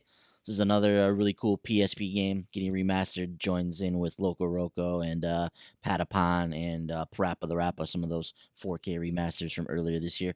So be on the lookout for that. We saw a trailer for the complete Sims 4 experience, just kind of hitting home that when it hits consoles in November, it's going to have all the DLC and kind of be the complete experience that we've come to know on the PC. Tennis World Tour announced for PS4 for this spring. Now, I don't know if you guys remember Virtua Tennis, but I loved Virtua Tennis on the Dreamcast. It was like a phenomenon when it came out. It was a really fun tennis game, and it really got people to realize that that some of these kind of peripheral sports could make really fun video games. Virtua Tennis was just an absolute phenomenon, and if this game is anything like that, I know this features developers. I think they worked on Topspin Tennis. I never played that one, but if this is anything like Virtua Tennis, I'm definitely interested in this one. And you guys play video game tennis or are interested in it at all? Mario Tennis is the best. Mario Tennis. Mario Tennis is fun, yeah. But none of you guys played Virtua Tennis on the Dreamcast? No, I don't think so. Okay. But yeah, I love that game, so I'll be on the lookout for that this spring. Then we had the PlayStation VR segment of the pre-show, so we saw Disruptive Games Megalith, which is a hero shooter, actually coming to PlayStation VR in 2018. Didn't see any gameplay or anything from it, or know exactly how that's gonna work, so that'll be an interesting one. Bow to Blood is a title coming in 2018 as well. It's like a high-tech airship sim. It's very, very interesting looking title as you're controlling this airship, attacking other airships, and kind of manning your crew and whatnot. Ultra Wings VR looks like Pilot Wings in VR. I loved Pilot Wings on Super Nintendo, so I'm definitely down to play this. Looks like a really fun game. Sprint Vector looks like projectile vomit waiting to happen, but it also looks really cool. Like it's a very intense, like high speed, like skating action game. So looks awesome. I really want to test that one out. Hopefully, I can handle it. Moss, we got a release date for that. It is coming in February now. So Frankie, I know you got a pre-order. You got the theme on your PS4 already. I love that theme. It's so great. Moss looks great though, man. A great looking does. theme. Another great looking title is Star Child, which has a we saw a new trailer for that. It was a cinematic trailer, no gameplay. Very intriguing title of this cinematic kind of 2D platformer where you can manipulate the environment. That's coming in 2018 exclusively for PSVR. We'll definitely keep our eye on that. We saw a snip from the Not a Hero DLC, Resident Evil 7's Chris Redfield DLC. We learned that it will be fully playable in VR, and it will arrive with the gold edition of the game on December 12th. So that's shaping up nicely. And then finally, we saw Monsters of the Deep. We have a release date for that. This is the Final Fantasy 15 fishing game that'll release on November 21st for PlayStation VR. Brent, out of this section here, any of these titles stand out to you for VR? Yeah, I thought Ultra Rings looks really good. Obviously, Moss is a standout title. I'm interested in Star Child as well. Yeah, definitely. How about you, Frankie? Stand out from this little VR section there. Yeah, obviously Moss. That went up for pre-order, $29.99, coming out in February. The theme you get with it is so great. It's Quill's there. She waves at you when you turn on the system. So Nice. it's very That's nice. nice, very endearing. But yeah, I mean, Star Very Child. sweet of Quill. Yes, she is. She's a sweetheart. She sits down there. She jumps over her tail. Seems very, very friendly. So Nice. but yeah, Star Child, another one that I know we saw a little bit of it at E3. But that game just looks like it's gonna be awesome. Yeah, the atmosphere of that game is yeah, it looks epic. Yeah. What was the first one that you had mentioned? I don't remember the name of it. Megalith? It's Megalith? the Megalith. Yeah. So the trailer we saw for that game, like you just like kind of see like this big monster thing. Yeah. Wasn't expecting that to be a hero shooter. The second I found Me that neither. out, I was just like, oh, like it looked like it could be really cool, but now I don't even know what that trailer had to do with the game. So Yeah, it's a very strange way to introduce a hero shooter in Yeah. VR. Yeah, I had Yeah. no idea that was what that game was going to be either. yeah. How about you, Bender? Out of these titles here, what stood out to you? Moss definitely is the top contender for me. Yeah. I think it's going to be awesome to have that, like a 3D, like a third person puzzle platformer game in virtual reality. I think that's going to be cool. That sprint vector game looks cool, except I felt like the visuals were too busy. Like because there's like they've got like speed lines like running across the screen in your face, and I'm like, that's like I don't know. I felt like it was like cluttering up the visuals, and I was like, that's not really necessary. So I don't know if that's something that they're going to have in the final game, but the gameplay looked fast paced and cool. Yeah. Other than that, I'm not too sure about the rest of them. I'm not super interested in the Final Fantasy fishing game, so Yeah. I don't know. Yeah, the my thing with sprint vector is I wonder if it's a different experience when you're in the headset. So as you've got all these lines going around you, it could impart like a sense of speed when you're in the headset that is maybe lost on us viewing it on just a regular screen. That's obviously a big problem with trying to show off VR games. We're always looking at it as from the outside looking in. We're not really experiencing the game the way it's meant to be experienced. So we're just kind of imagining in our head what it will look like. So that's kind of what I wonder with Sprint Vector. If with some of that stuff, it's just kind of for effect when you're actually in the headset. Yeah, I'm definitely interested to check out some more of that one.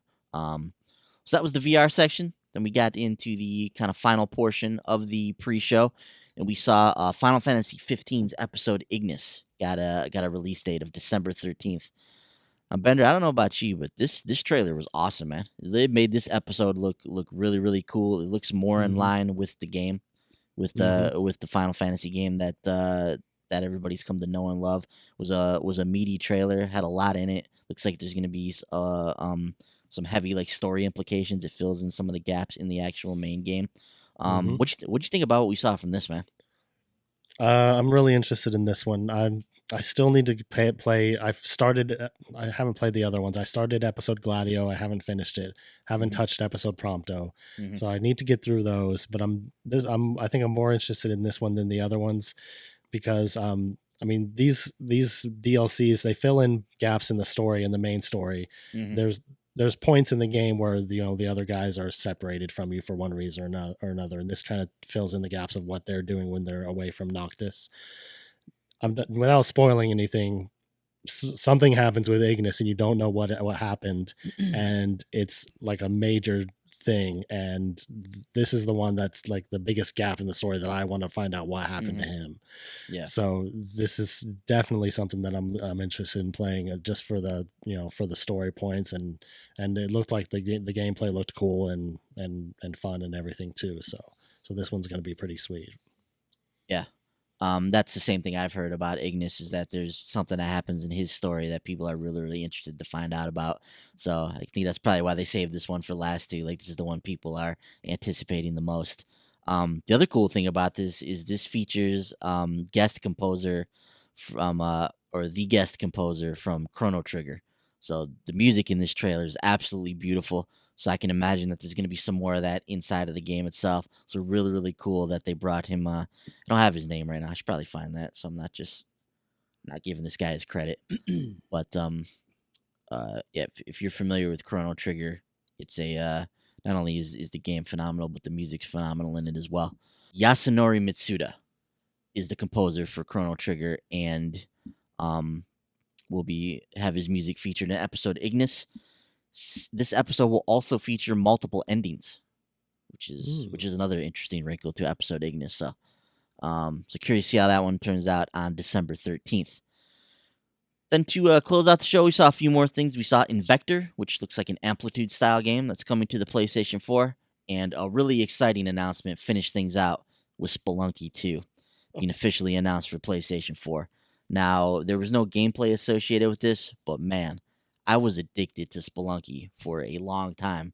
I played it on the Vita for hours and hours. It's just, it was a exquisitely designed title. It was one of the best examples of a roguelike platformer that's ever been created. So I have to imagine that with the same people involved with Spelunky 2, that this is going to be more of the same, the next evolution of this. Brent, did you ever get into Spelunky? I played quite a bit of it, and I thought it was a pretty fun game, but I never got like super far into it. But I did like I liked the concept of it. It was challenging. It was really really a tough game. Yeah. When you read about some of the design philosophies of this game and you play it, and you just see the exquisite way everything is put together. It's almost like the perfect game the way it's designed. So I'm really excited for Spelunky 2. Bender, you or Frankie ever get into Spelunky? I played it for a little while. I didn't really get into it or anything. I didn't play it long enough for it to grab me. But I mean, I've heard good things, so I mean, I might have to check out Spelunky 2 when it comes out. I have never actually played it, but I know Patrick Klepek, back when he was with Giant Bomb, this is one of the games he was, I think, constantly streaming. So I have caught some of his stuff with it, and I know it's a game I've heard a lot about through him on their podcast. So it's one I've always had a very curious interest to get into. I just for whatever reason haven't, even though I have the game. Yeah, seems familiar. It's a great game to stream. There's so many little secrets and things you can figure out about the game too. It's a great game. I definitely recommend checking out Spelunky if you guys haven't yet. But I'm really excited for Spelunky 2. Don't have a date on that yet, but coming to PlayStation 4 sometime in the near future. They've been working on it for a couple years now. Derek, you said, who's the main guy behind the game. So excited to see that when it eventually arises here. All right, so that does it for the pre-show. And from there, we moved into the media showcase. And Sony kicked it off with the bang because we saw Ghost of Tsushima, a sprawling open-world samurai action epic coming from our friends at Sucker Punch. So we finally know what Sucker Punch is working on for the PS4.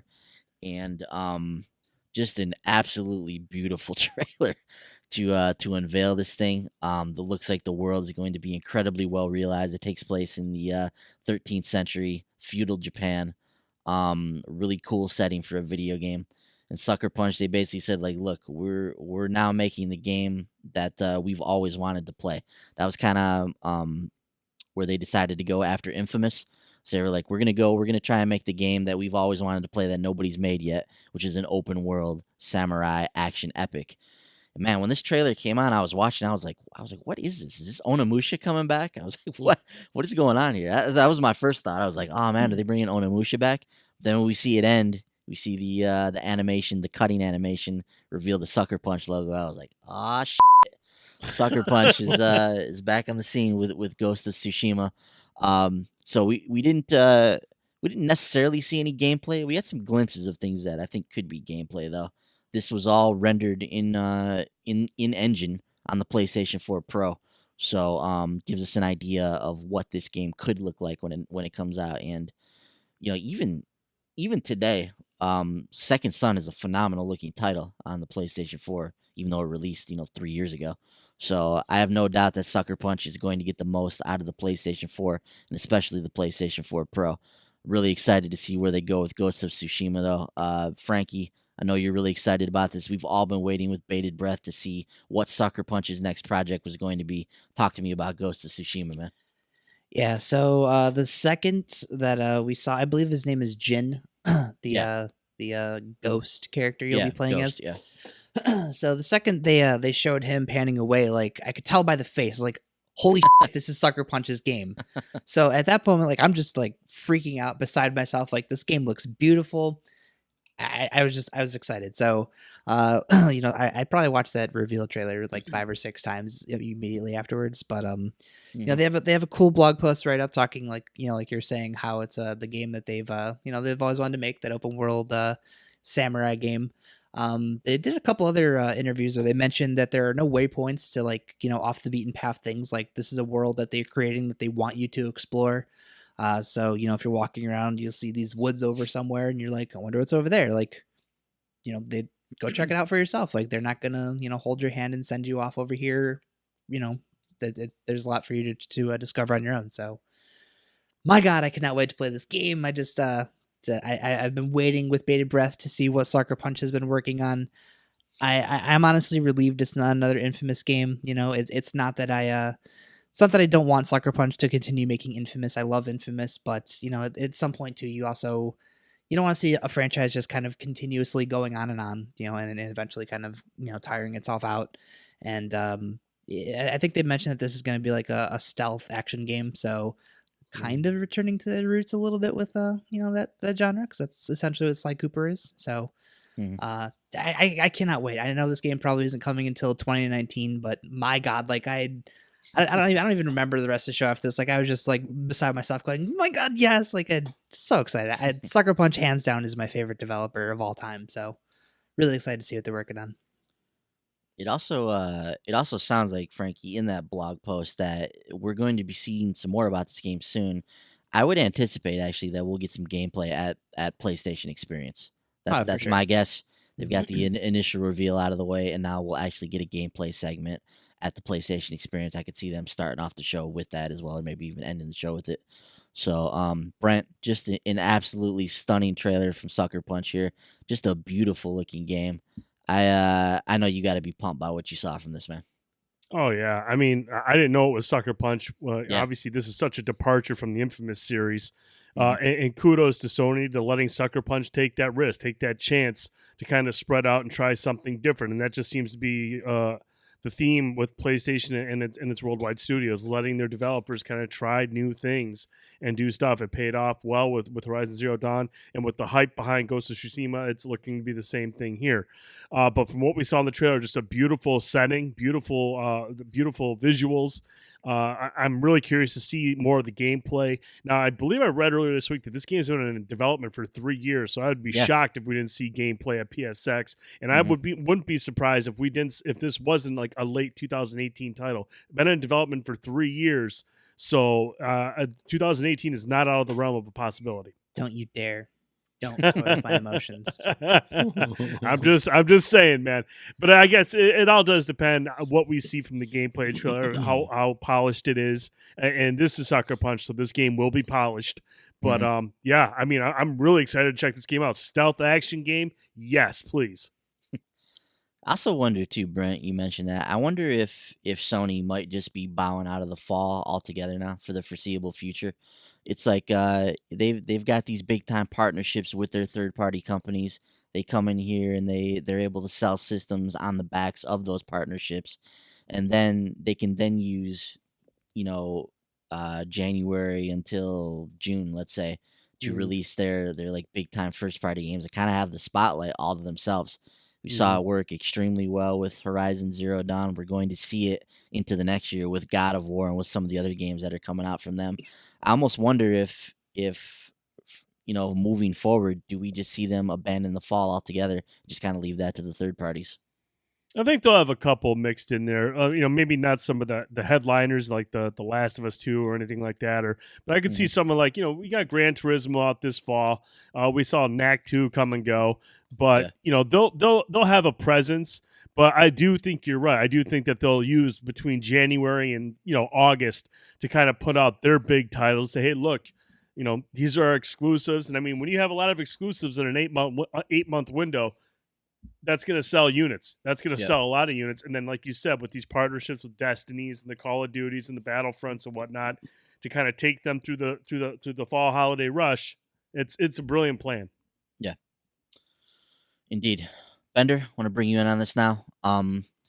We're all big Infamous fans on the show here. I know it's a little it can be a little bittersweet to watch them move on from a franchise that we've all loved and enjoyed over the years. I know you're probably feeling a little bit of that with Ghost of Tsushima. Why don't you give me your exact thoughts, man, on this game? Um, I'm intrigued, but I just haven't decided yet how hyped I am. I'm a little bit conflicted. See, I love Sucker Punch. I love the games they've made up till now.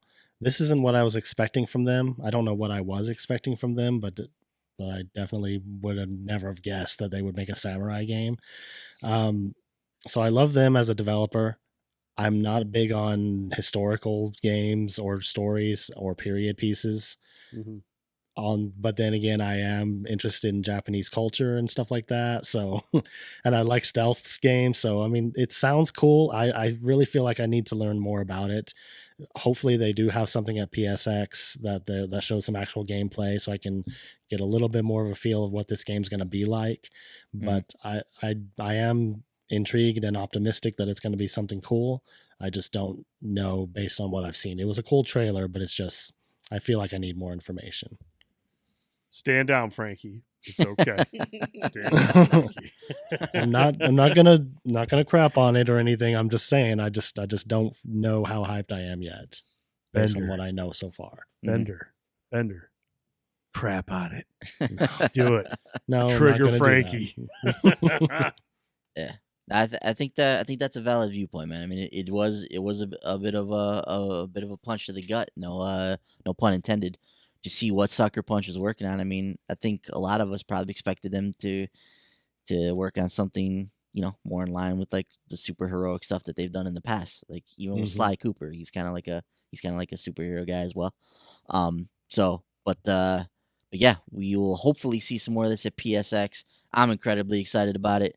I know, and I know most of us are here as well. So, the Ghost of Tsushima is the game that Sucker Punch has been toiling away at. And we'll learn some more about it in the near future, so be on the lookout.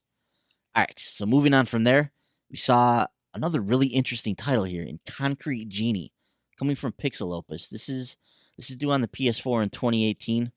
Now, Bender, I'm gonna come to you on this one. This seems like something that would be up your alley. But we see this really interesting story about this boy who basically has a magic paintbrush.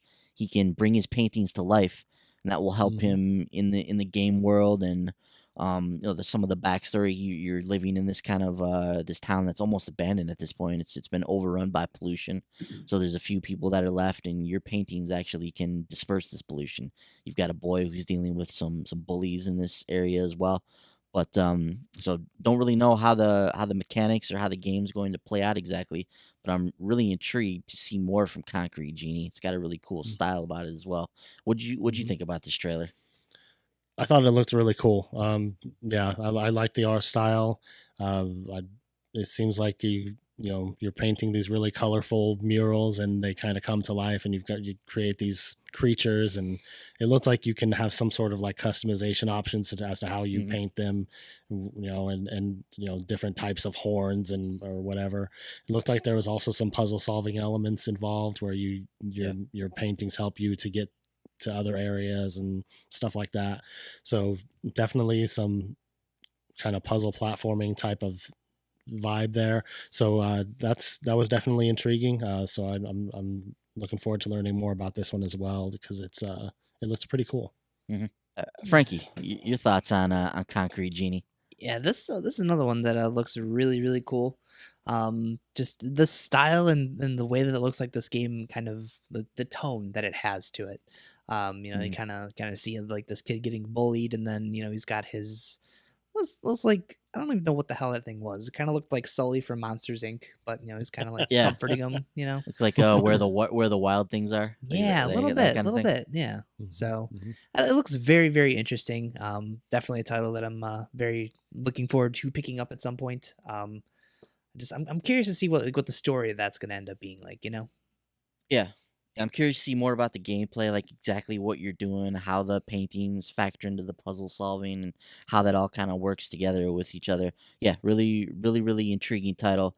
We'll watch out for that one in 2018. Next, we saw another interesting looking game in Erica, which is a live action like interactive drama. It's actually built for PlayLink, so be able to play this via your phone. it's there's no graphics in this game. It's just all acted out. You'll be able to control it, via your phone and kind of control basically how the movie plays out. So I always like when they do stuff like this. So I do want to see some more about that one. Following Erica, we got into the PlayStation VR segment of the show. So we saw a sizzle reel that had a whole bunch of games on it. So lots of cool stuff in there. We've talked about some of it. We also saw Eden Tomorrow in here, just a few games I'm going to call out, which is an adventure game following a guy who's an amnesiac, and you have a robot companion, and you're trying to escape this alien planet. That one looks interesting. Probably the coolest looking one to me, though, was Apex Construct, with this, which looks to feature this badass bow and arrow gameplay. And you play it with 2 move controllers, so you actually like pull back like you're like a real bow and arrow, like that's how you're playing the game. So it looks really immersive, really cool, like dystopian sci-fi future. Really liked what I saw from that. We saw Smash Hit Plunder, which is like a multiplayer kind of multiplayer, like 4-player action type of title that features actually headset and couch gameplay simultaneously. So they do some different things with you being in the headset and the player next to you being on the couch with the controller. So we saw that. Ace Combat 7 in there as well. That can't wait to play that game in VR. That sounds like that's going to be excellent. So good stuff from PSVR. The game I want to focus on with you guys, though, is Blood and Truth. So this is from Sony's London studio. They're the team behind the London heist. This is kind of the next evolution of that. So you're playing like this badass elite agent, and you're dealing with some bad dudes. Think you're trying to save your family or something like that. But this game looks really immersive. the gunfights, the action looks incredible, looks intense. The scene I really like is when you're interrogating this guy and you actually shoot him in the leg. And he reacts to that. So I imagine you can shoot various parts of this character and he'll react accordingly. But really like what I saw from this game. Frankie, what'd you think about Blood and Truth, man? This is another one, the big standout for me. I just think London Studio gets it. Like, this is what I want to do in VR. I want to feel like I'm in this extremely epic action flick. In this case, I kind of get like this. This is kind of like a Bond type of game, right? Like you're kind of like a spy, and you're just the whole aesthetic. Even the music is kind of Bondy. Yeah. So. This is the kind of stuff that I want more of in VR. I'm glad that this is the game that they're working on. Obviously, the heist is a very promising thing. So kind of seeing them balloon that into a larger scale game, yet another really great theme to it. This one I'm going to be picking up when this comes out. Definitely going to be playing it day one. Don't care how tired I am when I get home from work. I'm popping on that headset and I'm going to be a damn spy. It's going to be great. Yeah. Brent, I loved the London Heist, dude. Thought that was a standout on the PlayStation VR Worlds disc. It was so cool to like be inside of that like London gangster movie and to have that play out and to get into the gunfights and all that kind of stuff.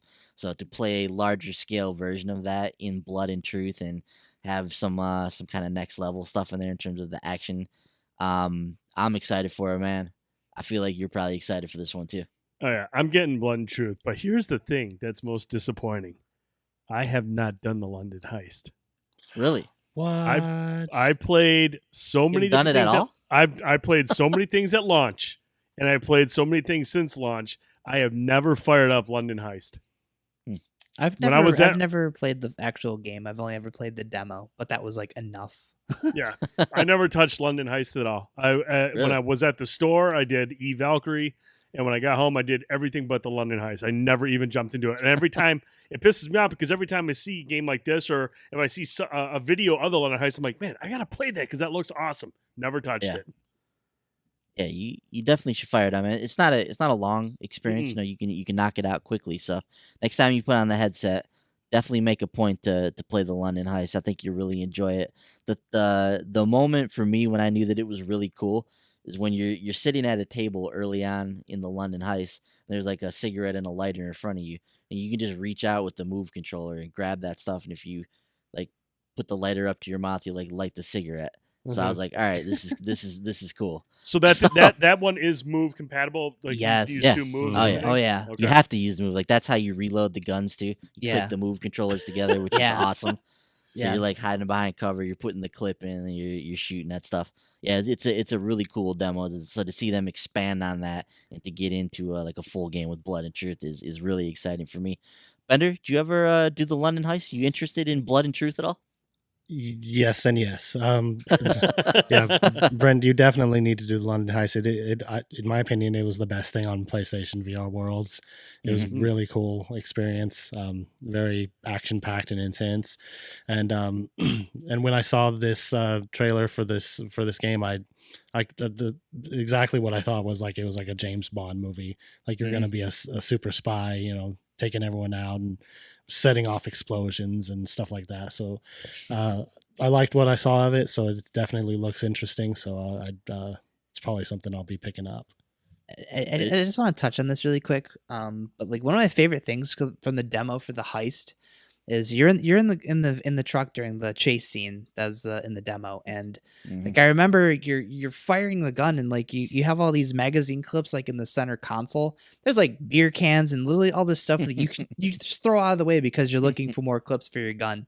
Like that was the thing that sold me on VR, was just like being in this ridiculously cool chase scene and literally sitting here fumbling through the console looking for more ammo for my gun to blow up this van in front of me. Yeah, it's awesome.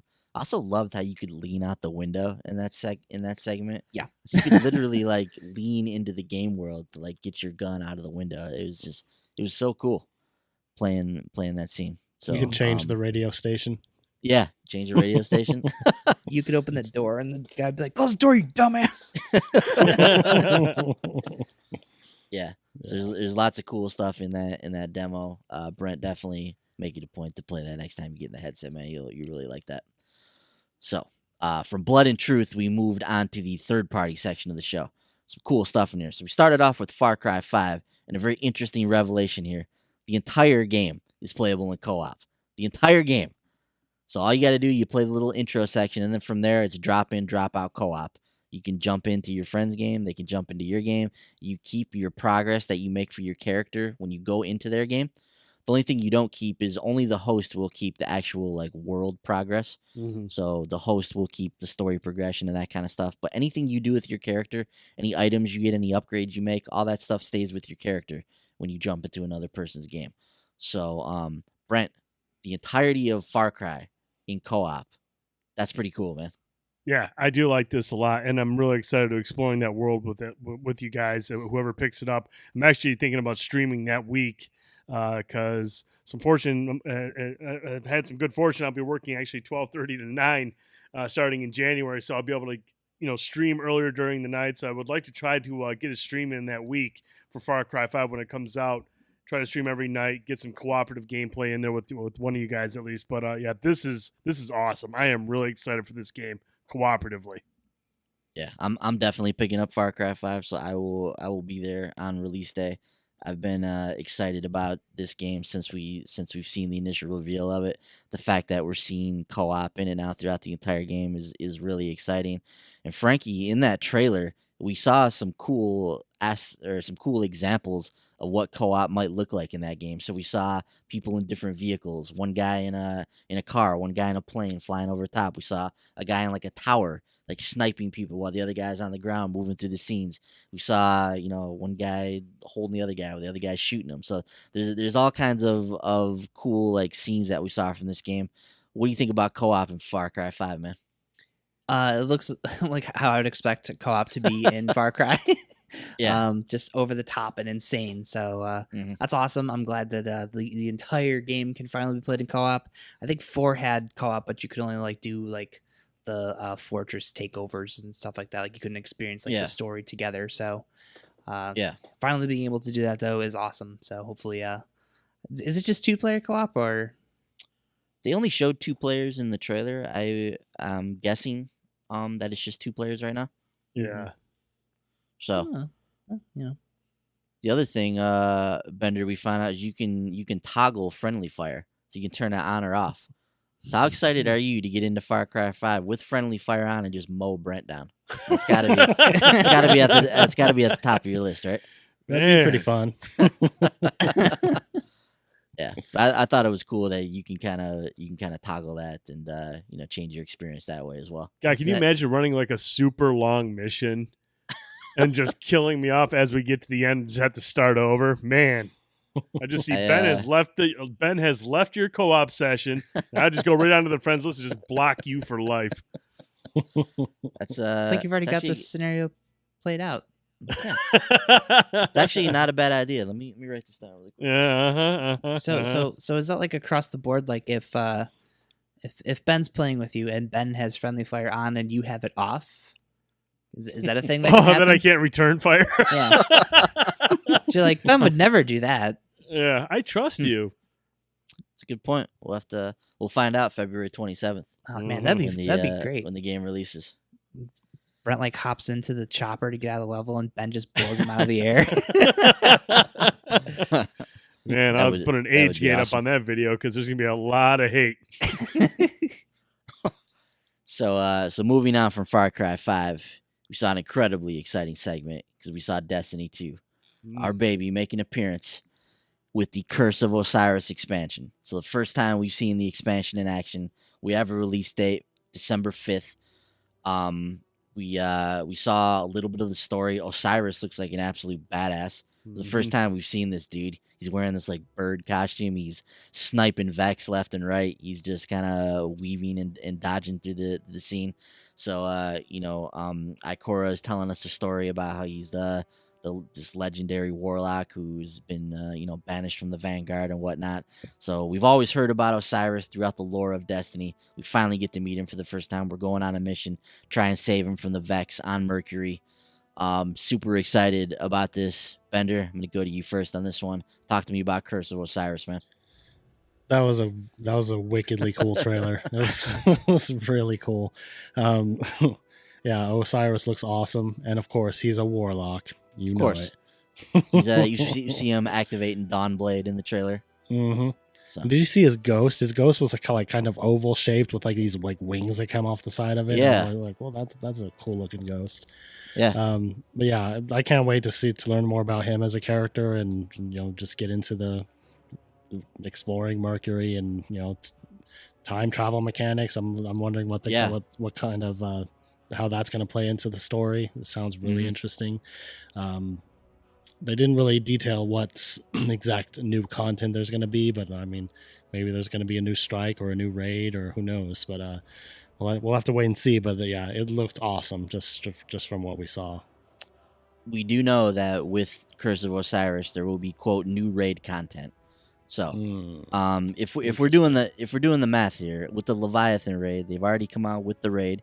They've already come out with the prestige mode of the raid. They've already come out with the challenges for that raid.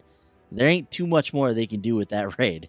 So with new raid content, I would have to believe that Curse of Osiris is going to feature a brand new raid. Brent, talk to me about Curse of Osiris, man. Love the trailer.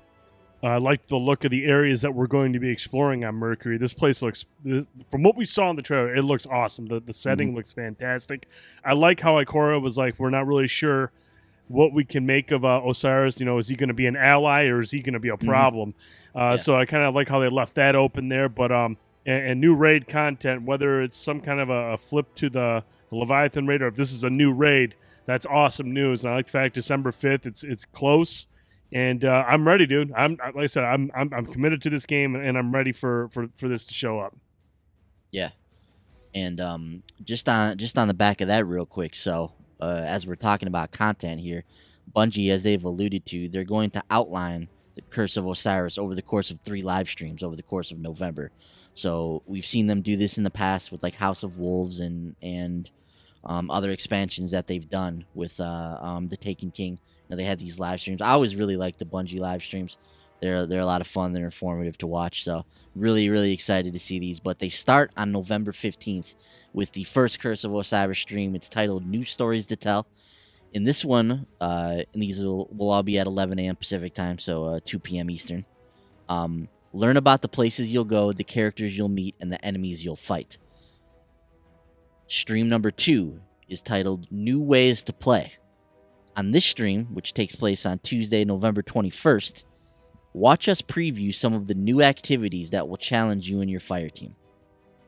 So new activities that will challenge you and your fire team. And when you guys hear this, do you think just new strikes, or do you think that we might get an entirely new mode in here, a la Prison of Elders? Like, could we see one of those types of things with this DLC here? What do you guys think? Yeah, I mean, you say activities, it could go a multitude of ways. I mean, maybe there's something that'll appear on all these new areas. We can explore IO Titan. Maybe there'll be new activities taking place there. Maybe there's new what are those public events that are going to appear. There's a lot of things that we could do here, but obviously Mercury's gonna be there to explore. There might be some activities that are exclusive to Mercury, like you said, like a Prison of Elders of some sort. But I don't know, man. I don't even know where to begin to speculate. Yeah, Frankie, your Bender, got any thoughts on new activities that will challenge you and your fire team? I could see him doing like some more side stuff. I don't necessarily know what, but something in the vein of like, the adventures or the lost sectors.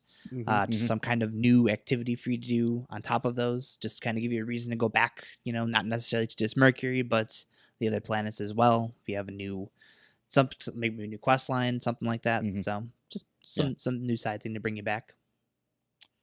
We also know that the rumors for this DLC is that obviously we'll have Mercury as a new planet to explore, and we'll also have the lighthouse as a new social space, possibly via this DLC as well. We'll finally get to visit the lighthouse. Yeah. And then the third Curse of Osiris stream is new gear to earn. This will take place on Wednesday, November 29th. Inspect the new inventories and see it all in action on a brand new Crucible map, which we know will be a part of this as well. So, Frankie, let me get your thoughts on this, man. Overall, what are you feeling about Curse of Osiris? Like Bender said, this is just an awesome trailer. I don't know the actress's name. I know she was another Firefly actress, but she's voicing the ghost for Osiris. I don't remember her name, though. Really? Yeah. Brunette lady? Interesting. Yeah, was it Morena Baccarin? Yeah, that's whatever her name is. Yeah. Okay, interesting. I didn't know that. She's in a lot of stuff. Yeah. I like her. So she's gonna be Ghost. Osiris's Ghost. So that was pretty cool to see. But as far as I'm at with it right now, I'm not playing. There's no way in hell I'm gonna be playing this when it comes out. I'm just gonna be completely dead to the world at this point. So there's no chance I touch this until at least January if I'm lucky. Which is the time of year. I'm gonna be. Where are we at? What's December 5th? That's a Tuesday. So they're talking starting us at like 10 o'clock in the morning. So it's going to be a lot of 12, 13-hour work days throughout December. So last thing I'm going to be doing in December is playing any form of video game, especially something like Destiny that's easily going to distract me for 4 to 5 hours. Cool. So we'll see you December 5th. I wish. I do wish. I'm really excited to hop in here, and like I'm happy that we're finally getting like an Osiris thing, like as Bungie has hit their stride with storytelling. Just the amount of things that we've heard about him over the course of our time with Destiny 1. Like he's a very interesting character, and it's gonna be really cool actually meeting him and finally seeing and understanding who this guy even is. So it is something I am very excited to play. It's just the timing is horrible. Yeah, as a warlock, this is like a momentous occasion. For sure. Finally getting to meet Osiris. As a hunter, maybe not so much. Yeah. It's almost as exciting as those the guys time suck, that Nathan Fillion tweeted out that he was playing as a warlock. Yes. The ultimate slap in the face of the hunters. Even your own Vanguard is playing as a warlock. Yeah, so Curse of Osiris looking great. A couple other things we want to note here about Bungie or about Destiny 2 while we're on the subject here. But the next faction rally starts this week. So starting on Tuesday with the update, running until November 13th, the next faction rally will be live, and there have been some adjustments to the faction rallies as well. So with this new one, strikes will now reward faction tokens at a range of 5 to 9 per completion. This is up from 3 to 7. Nightfalls now reward 10 to 18 faction tokens on first completion per character. So it's a nice little draw there. Completing heroic public events will now reward 5 faction tokens. This is down from 8 with the previous rally. Destroying enemy resources will no longer reward you faction tokens in the lost sectors, but opening lost sector chests will now reward 3 faction tokens for each fire team member. So this will now encourage people to play through the lost sectors and get to the chest, as opposed to just going in there and looking for the supplies to blow up or whatever. So that's some of the changes that we're going to see with faction rallies. We've got a preview of some of the weapons too that are going to be offered in this faction rally, and there's 4 guns for each faction. So what I'm wondering is, are these going to be included in like the faction packages that you turn in? Are these going to be purchasable? Not 100% sure, because the new weapons that we're fighting for in this next rally are all look pretty sweet, honestly. This new Monarchy sword looks really slick. Mm-hmm. The Future War Cult fusion rifle is a nicely designed weapon. And then we have this Dead Orbit grenade launcher, which looks like something out of Rambo. So those are the weapons we'll be competing for to purchase with the discount at the end of the rally. And then there's also these weapons which we're not quite sure yet what they're going to do, but it sounds like they're going to be in packages. So some of these might be showing up as we turn these in as well, which is cool. You guys sticking with the same faction, or are you picking a new one this go around? I'm going to stay where I'm at because my Warlock is with a different one, so I've got 2 of them down anyways. Gotcha. Bender, you doing the same? Probably. I'll have to think about it. I'm not sure yet. Also want to note here, with the advent of the Curse of Osiris DLC, that will also be the start date for Destiny Season 2. So, alongside the launch of Osiris, we know that these seasons are going to mark kind of substantial changes in the meta and in kind of the other stuff that goes on with Destiny. So we can expect a sizable update for this game along that time as well. So we'll see what they get in there and change. I'm sure we'll learn some more about that during the live streams over the course of November. So that is your Bungie Minute there. We're all incredibly excited about Curse of Osiris. So we'll see you guys all out on the battlefield on December 5th. And moving on from there, Monster Hunter World made another appearance here. Game continues to look great. And one of the really cool things they let us know at Paris Games Week is that Aloy is going to be playable in the PS4 version of Monster Hunter World, which is honestly a perfect crossover. I mean, I can think of no better character in the Sony stable to be in a Monster Hunter game than Aloy. I mean, she looks like she just fits right into the game. Some of the gameplay that they showed. There's also going to be an exclusive beta for this game, which arrives on PlayStation on December 9th. So we're actually gonna get a chance to test this out sooner than we anticipated. So really curious to see what Monster Hunter World's all about. Frankie, I know you're excited about this one, dude. Talk to me about this. How do you feel that Aloy is a playable character now?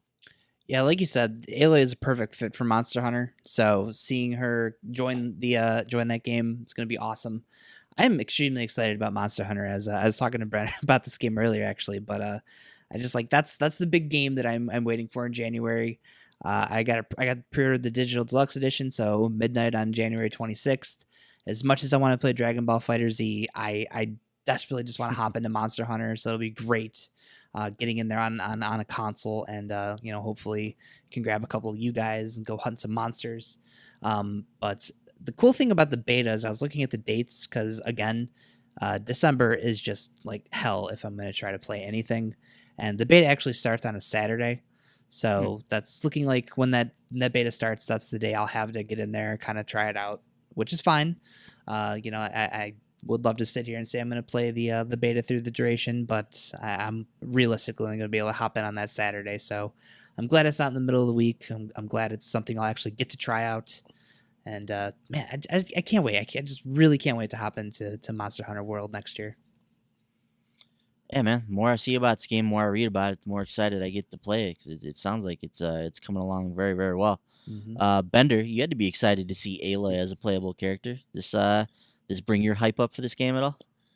It does, yeah. I thought that was a really cool addition. The coolest thing about having Aloy as a character in that game is you know how each Monster Hunter has their little Palico companion? Aloy had a little robot one. I was like, that's awesome. Yeah. So yeah, she's a perfect fit in that game. So that was a really cool addition. But yeah, the game looks better and better every time I see it. So it's definitely raising the ranks for hype for me. Yeah, for sure. Brent, how'd you feel about it, man? honestly, in my opinion, and I don't know what it was, but watching that try, I didn't feel like this game looked particularly incredible. I don't know what it was. I don't know if the animation or just maybe it just what I saw just didn't really blow me away. I've got some plans for January, and at this point in time, I just don't think I'm going to get Monster Hunter. As much as I would like to play with you guys, I was telling Frankie about it. Is Destiny 2 is the game I want to play cooperatively. I want to spend my time playing. Whereas if you start Monster Hunter isn't a game that you just play for a little bit and you're done. Those are lengthy games. There's a lot to do in those games, and there is a ton of games coming out in February. So jumping into Monster Hunter just doesn't make a whole lot of sense to me. As much as I've been waiting for a console version of it, with Destiny 2 and with Monster Hunter being the only major release in January that we know of right now, this is going to give me a great opportunity to get through some of these games that I have missed this year and get caught up on stuff. The idea of jumping into Monster Hunter late in January with so much stuff coming out in February doesn't make any sense to me. It's just not going to work with my particular schedule. If I had a lot of free time, yeah, I would do it, but I'm going to focus on beating some of these other games in the meantime. Cool. Yeah, no, I hear you, man. It's definitely a tall task to jump into a game of that stature. Like you, man, I have been really curious about the Monster Hunter franchise and being able to jump into it in a brand new console release. Is cool. So I'll give the beta a shot on December 9th if I get a chance to, and see what it's all about. And then yeah, if I'm really into it, then I'll definitely plan on picking this up in January. But right now, really interested in this. Definitely, this is on the slate to get for next year. Moving on from there, we saw the Carrington multiplayer map will be returning to Call of Duty World War II. So this is a bonus to season pass holders. So if you have that, be on the lookout for that. We also saw the Resistance DLC, which is the first DLC for the game. It will be released on January 30th. It'll be on PS4 for 30 days. Then it will move on to Xbox and PC. We also saw Onrush, the new arcade racer from Codemasters. This is going to arrive in summer of 2018. And if you watch the trailer, you probably thought to yourself, man, this looks a whole lot like MotorStorm. Yep. That's because Evolution is the team that's working on this game. So they obviously went over to Codemasters. This is the new franchise they're working on. Excited to see where they go with this. Evolution Studios, talented group of people. They know how to make racing games, know how to make arcade racers. This game looks like a lot of fun. It's really focused on the arcadey aspects of it with boosts and flips and all that kind of stuff. So it looks like it could be a fun game. That'll be summer 2018 on that one. We also saw a new launch trailer for Battlefront 2. So obviously we've talked a lot about Battlefront on the show. We're all excited about it. Can't wait to get our hands on that when it launches in a few weeks here. One of the interesting things that came out about Battlefront 2 this week, though, is that EA has made some changes to the loot crate system based on the beta feedback. So I'm just going to read from IGN here real quick. The progression system in Battlefront 2 is undergoing some changes following the beta, and Electronic Arts has outlined what players can expect. In a post on its official website, EA said it looked at feedback from those who participated in the beta and has made several changes to the loot crate system in Star Wars Battlefront 2. Epic star cards have been removed from crates, and players will need to reach a certain rank in order to craft upgraded star cards. While a few weapons will be made available in crates, the rest can only be acquired by playing the game, with each locked behind specific milestones. Additionally, players will be able to unlock class-specific items and gear by playing as that class, as reaching specific milestones will grant them crates specific to that class. The use of loot crates was, of course, a major concern coming out of the beta. Some people were afraid of the game devolving into a pay-to-win type of scenario. But EA is making these changes to kind of assuage players' fears. So here's a rundown of all the changes planned for launch. This is straight from EA. So Epic Star Cards, the highest tier of Star Cards available at launch, have been removed from the crates. To help keep everyone on a level playing field, these star cards will primarily be available through crafting, with the exception of special epic star cards available through pre-order, deluxe, and starter packs. You'll need to reach a certain rank to craft upgraded star cards. You won't be able to buy a bunch of crates, grind everything up into crafting materials, and immediately use them to get super powerful star cards. You can only upgrade the ability to craft higher tier star cards by ranking up through playing the game. Weapons are locked behind specific milestones. While a select few will be found in crates, the rest can only be attained by play. Want to unlock a new weapon for your heavy? Play as a heavy and you'll gain access to the class's new weapons. Class-specific gear and items can be unlocked by playing as them. As you progress through your favorite class, you'll hit milestones, granting you class-specific crates. These will include a mix of star cards and crafting parts to benefit your class's development. So just wanted to read that briefly, just to let everybody know what's going on with Battlefront 2. Happy to see that EA is taking into account some of the feedback from the game. They're making changes based on what they've heard in the beta. That's kind of the whole point of betas. That's what these things are for, is to take this feedback, implement it into the game, and make a more player-friendly experience at the end of the day. So glad to see that that's taking place with EA. Let's move on from there. Now we got into the first-party studios part of the show. And this is where things got intense. So we started off, we saw a new trailer from Spider-Man. And I don't know about you guys, but I just want to play this game, man. I really, really can't wait to get my hands on Spider-Man. So in the new trailer, we saw a game that continues to look just stunningly beautiful. We saw some more of the great combat that we've seen. We saw some sections of the game that look like you're going to be playing as both Peter Parker and as Mary Jane. So there's some of those sections in the game. So that's really interesting. We saw some villains make an appearance in here. We saw Kingpin for the first time. We knew he was in the game, but we actually saw him in person. We know he's one of the figures that you're kind of dealing with at the beginning of the game, and I'm sure he'll have a presence throughout the game. We saw the Shocker make an appearance. He's a classic Spider-Man villain. We saw Norman Osborn running for mayor, it looks like, which is an awesome storyline for him. So we've got Norman Osborn, who of course is the Green Goblin. Don't know if he's the Green Goblin in this game, or if maybe that's something we'll find out down the line. But we've got the Shocker, we've got Kingpin, we've got Mr. Negative. We're starting to fill out some of the rogues gallery around Spider-Man, which is exciting. We saw Miles Morales make an appearance. We saw just a little bit more about some of the story for this game. And Bender, talk to me about Spider-Man, dude. I cannot wait for this game. This looks so damn good. Every time we see it, Insomniac just seems like they have a grasp on this character, and I'm pumped for this game, man. Hype level through the roof. Yeah, I'm right there with you, man. It's super exciting. I cannot wait. Spider-Man's always been one of my favorite heroes, and there have been some pretty good Spider-Man games over the year, but this one looks like it's just going to be amazing. No pun intended. I do that every single time we talk about this game. No, but seriously, it looks like it's going to be sweet. This trailer didn't show us any new gameplay elements or anything like that, but just to see the story trailer and to see some more characters and everything was pretty exciting. Sounds like there's going to be a lot of diversity in some of the villains you fight and stuff like that. So yeah, I cannot wait for Spider-Man. Just give it to me now. Take my money. Yeah, that's right where I'm at, man. So Frankie Bender was talking about all the characters and stuff that we saw in the game. We saw Aunt May in there as well. What do you think about what we saw from the trailer, man? What do you think about these sections where we're going to be playing as Peter Parker and Mary Jane?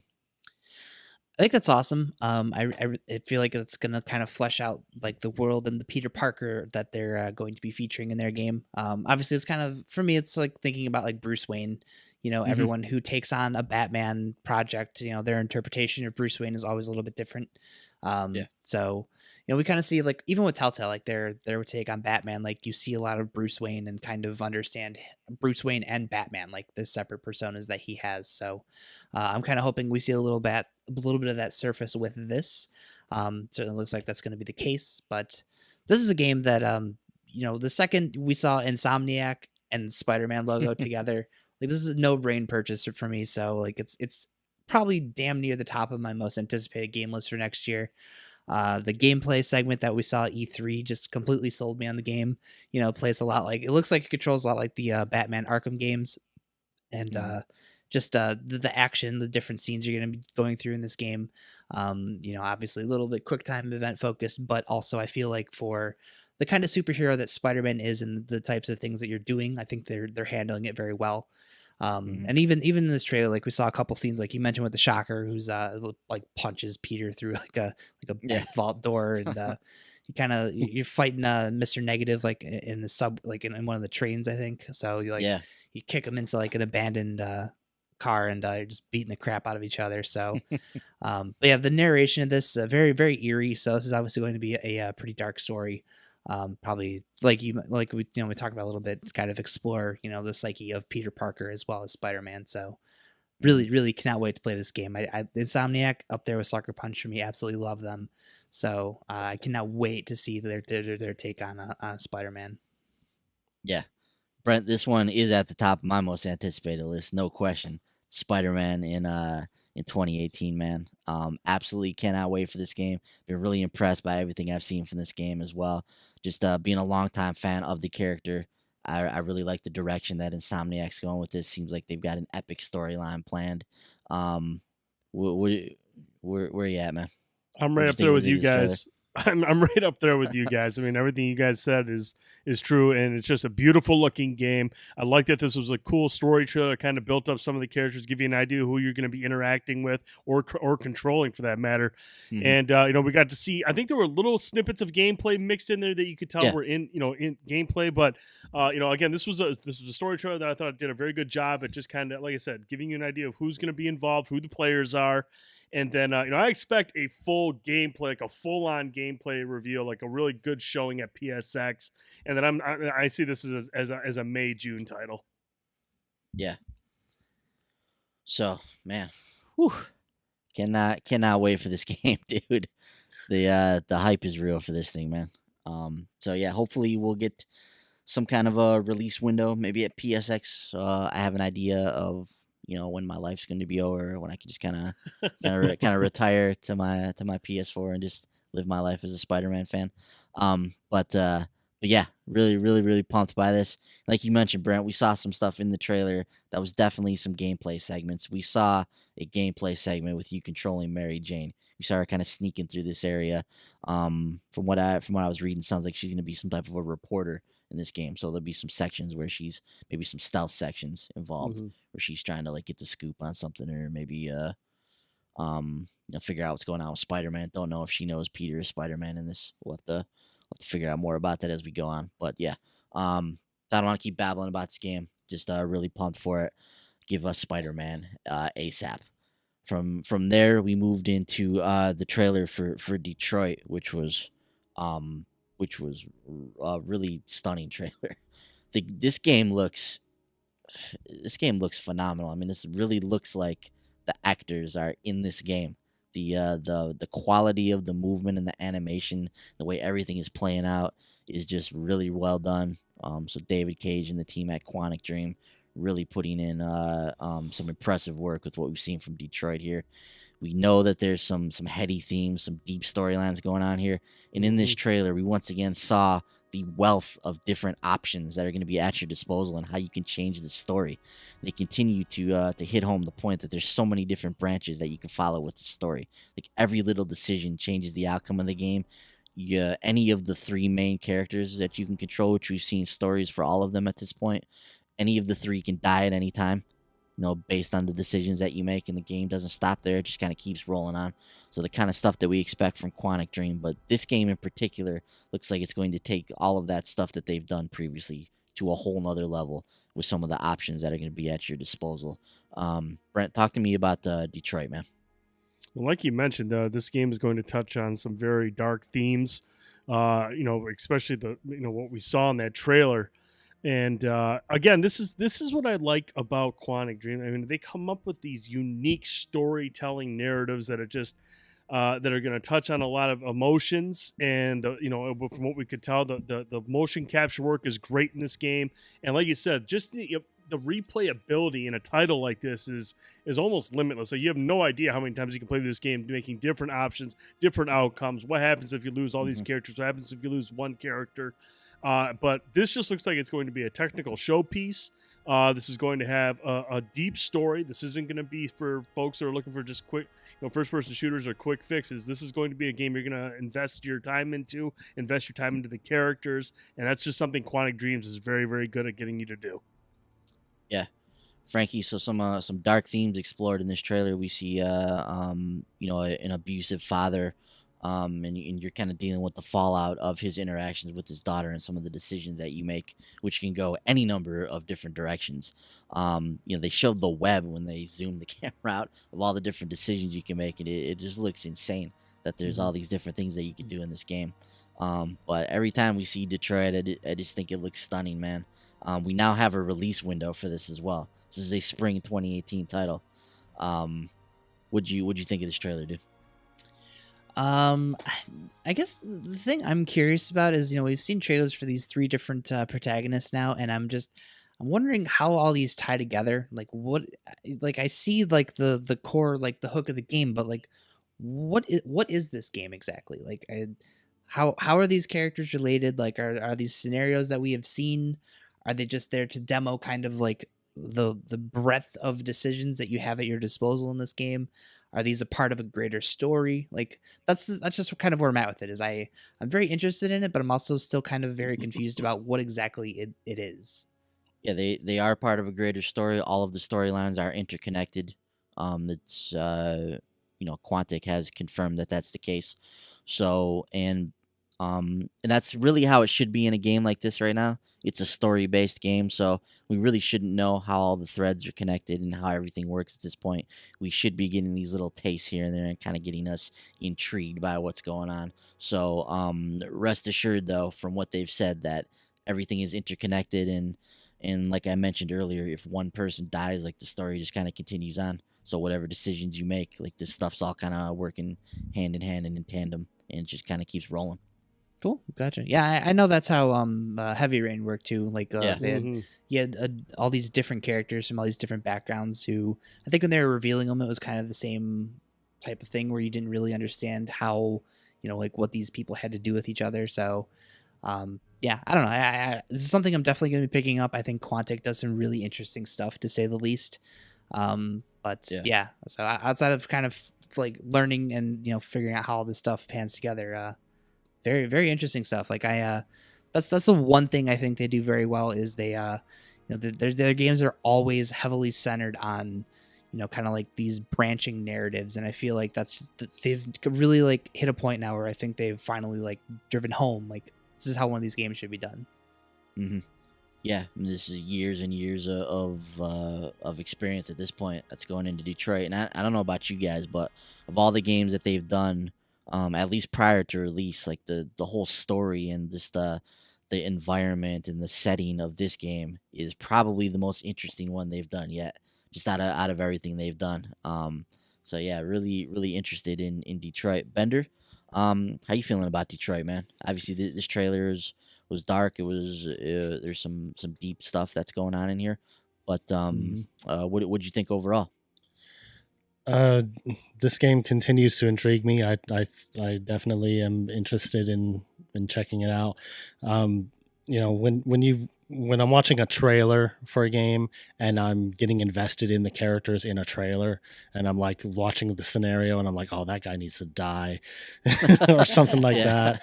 It's like, yeah, get the gun. Yeah. I'm saying stuff like that in my head, like as I'm watching this trailer. I'm like, if I'm already getting invested in the characters and the scenarios in just the trailer, I can only imagine how I'll react to the actual scenarios in the game. So yeah, it's definitely something I'm looking forward to checking out and seeing, how the story plays out and everything, and how I react to the situations and all that stuff. So that's seems like it's going to be pretty cool. Yeah, for sure. So another good showing from Detroit. We're getting closer and closer to the release. Like I mentioned, we now have a window for that one. So another title we'll see probably early to mid 2018. Another title in the early 2018 window is God of War, of course. What more can we say about God of War at this point? We saw another brief trailer here at Paris Games Week, which showed off another combat segment, and the combat in this game just looks awesome. I mean, Kratos it's very fast paced. Kratos is giving out the business. At one point, he like throws his axe and knocks this guy back, and Atreus comes up, like kicks him in the back of the head, and so you're like tag teaming with him, and then Kratos like delivers like a contextualized like blow to the face after that, as you guys are like teaming up on these enemies. The way he's like throwing his axe around and attacking all these different things, the way it comes back to his hand like Thor's hammer. It's just the game looks just incredibly badass. So we won't dwell on God of War. We've talked a lot about it on the show. Game just continues to look great. early 2018 on this one. And man, when you start to line up this lineup of games that Sony has set up for next year now, especially the early part of this year, now that we know Detroit's in this window for sure, God of War's in here, Spider-Man could be in there based on some stuff that Sean Layden has said in the past. This is shaping up to be a very, very impactful beginning of the year once again for the PlayStation 4. And part of that is this next game we're going to talk about, which is Shadow of the Colossus, which now has a release date, February 6th. Game looks incredible in the Blue Point, doing some fantastic work from everything that we've seen of this game. We saw a nice extended segment during this trailer. Bender, obviously Shadow of the Colossus, one of your favorite games of all time, man. You got to be excited about what you're seeing from this, man. To see this game kind of reborn in all of its glory for the PlayStation 4. Talk to me about what you saw from Shadow of the Colossus here. Talk to me about February 6th, now that we have a release date for it. Yeah, I can't wait. This game is fantastic, and it looks amazing the way they've redone all the visuals. So I'm really looking forward to jumping in, just playing through the game again, experiencing it again for the, with all the updated everything. Sounds like they're updating the controls and everything too. I know there was an article on IGN or something that they were saying that the controls were the same, but from what I'm hearing elsewhere is that they do have an updated control option, so that's a good thing. Yeah, I saw that and it made no sense because everything I've read, I'm reading on the PlayStation blog right now, where they have a different control scheme, different from the classic one, and you can play it with either or. So possibly on the maybe on the demo they were playing, they didn't have the updated controls on there. It's the only thing I can think of, but clearly there's going to be a new control scheme for the game. Yeah, it could have been an older build that they were playing or something. I don't know, but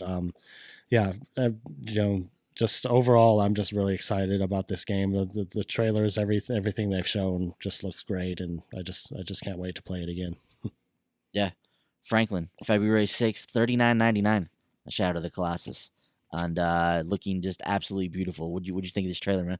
I think it's gonna make a wonderful birthday present. There you go.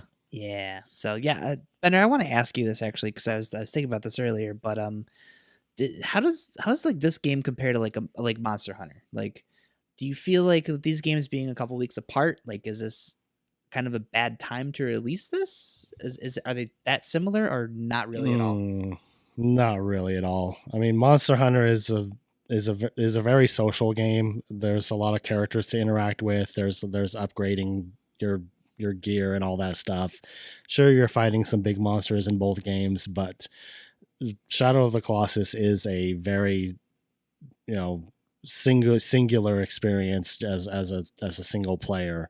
Because it's a very isolated experience because you're in this big world, this big open landscape with there's nobody there. I mean, you're not going to be interacting with any characters. There's not going to be any towns. It's a very cool experience. You just go into this area, find the next Colossus. You see it come out of the ground, or it'll come out from behind a wall, or you'll just see it lumbering around, and you just have to figure out how to kill it. It's more of a puzzle game than anything else. I mean, Monster Hunter is lots of hacking and slashing and just killing things, which is fine, but Shadow of the Colossus, for some of these fights you have to figure out specific things to do to take it down these creatures, and that's one of the reasons I love it so much, is because it's not just a beautiful game, it's not just a cool experience, it's also a puzzle game that at its heart for the most part. I gotcha. Yeah, it's cool. I never had a chance to play that game, unfortunately. I have a coworker who that's like one of his favorite games of all time. He told me like one point like that game's like a spiritual journey. So yeah, I don't know. I'm very interested in playing this game though. It's very beautiful looking, but like a lot of it just not knowing like what exactly that game is kind of reminded me of Monster Hunter. And then I was looking at the dates and I was like, oh. But I mean, if it's different enough, and obviously like I assume there's a story to it as well. Yeah, it's not a super overt story, but there is a bit of a narrative. it's a little bit sparse, but it's I mean, the story isn't the I don't know. The storytelling is more with the experience and the feelings of isolation and everything, and you understand his motivation as you play through the game, and there is kind of, you know, stuff that happens that throughout as you play through, but it's more about the experience than anything else for me. Gotcha. Yeah, cool. Yeah, but I'm excited about it. I went down to a GameStop, plopped down some money, told Jen, I was like, hey, you want to give me something for my birthday? Just go pay off this pre-order. We'll be good to go. So, yeah, so that's what she usually does for my birthday. I usually have pre-orders open somewhere. She'll go and pay off a game. And I was like, I only have one, so it's just good timing. So hopefully I'll get a chance to sit down and play it finally after all these years in its optimal form. Awesome. Yeah, I hope so. Nice. I hope you like it. Me too. And correct me if I'm wrong on this too, Bender, but this is not like a 30-hour like epic, right? This is a game you could sit down and bang out without, you know. Yeah, but I've never really timed it out, but I would guess it'd be like 8 to 10 hours probably. Yeah. There's 16 colossi, but it doesn't take too long to take each of them out. You just have to find them first, and then just figure out how to kill them, and you know, depending on how quickly you can get through them. Yeah, it's not a super long experience. Yeah. So at 10 hours, say for instance, I mean, this is a game where you could play Monster Hunter and you could set it aside for a week or a few days as you play through Shadow of the Colossus, and then return back to it. So 10 hours Brent? according to how long to beat. 10 hours according to how long to beat. There we go. Sounds about right.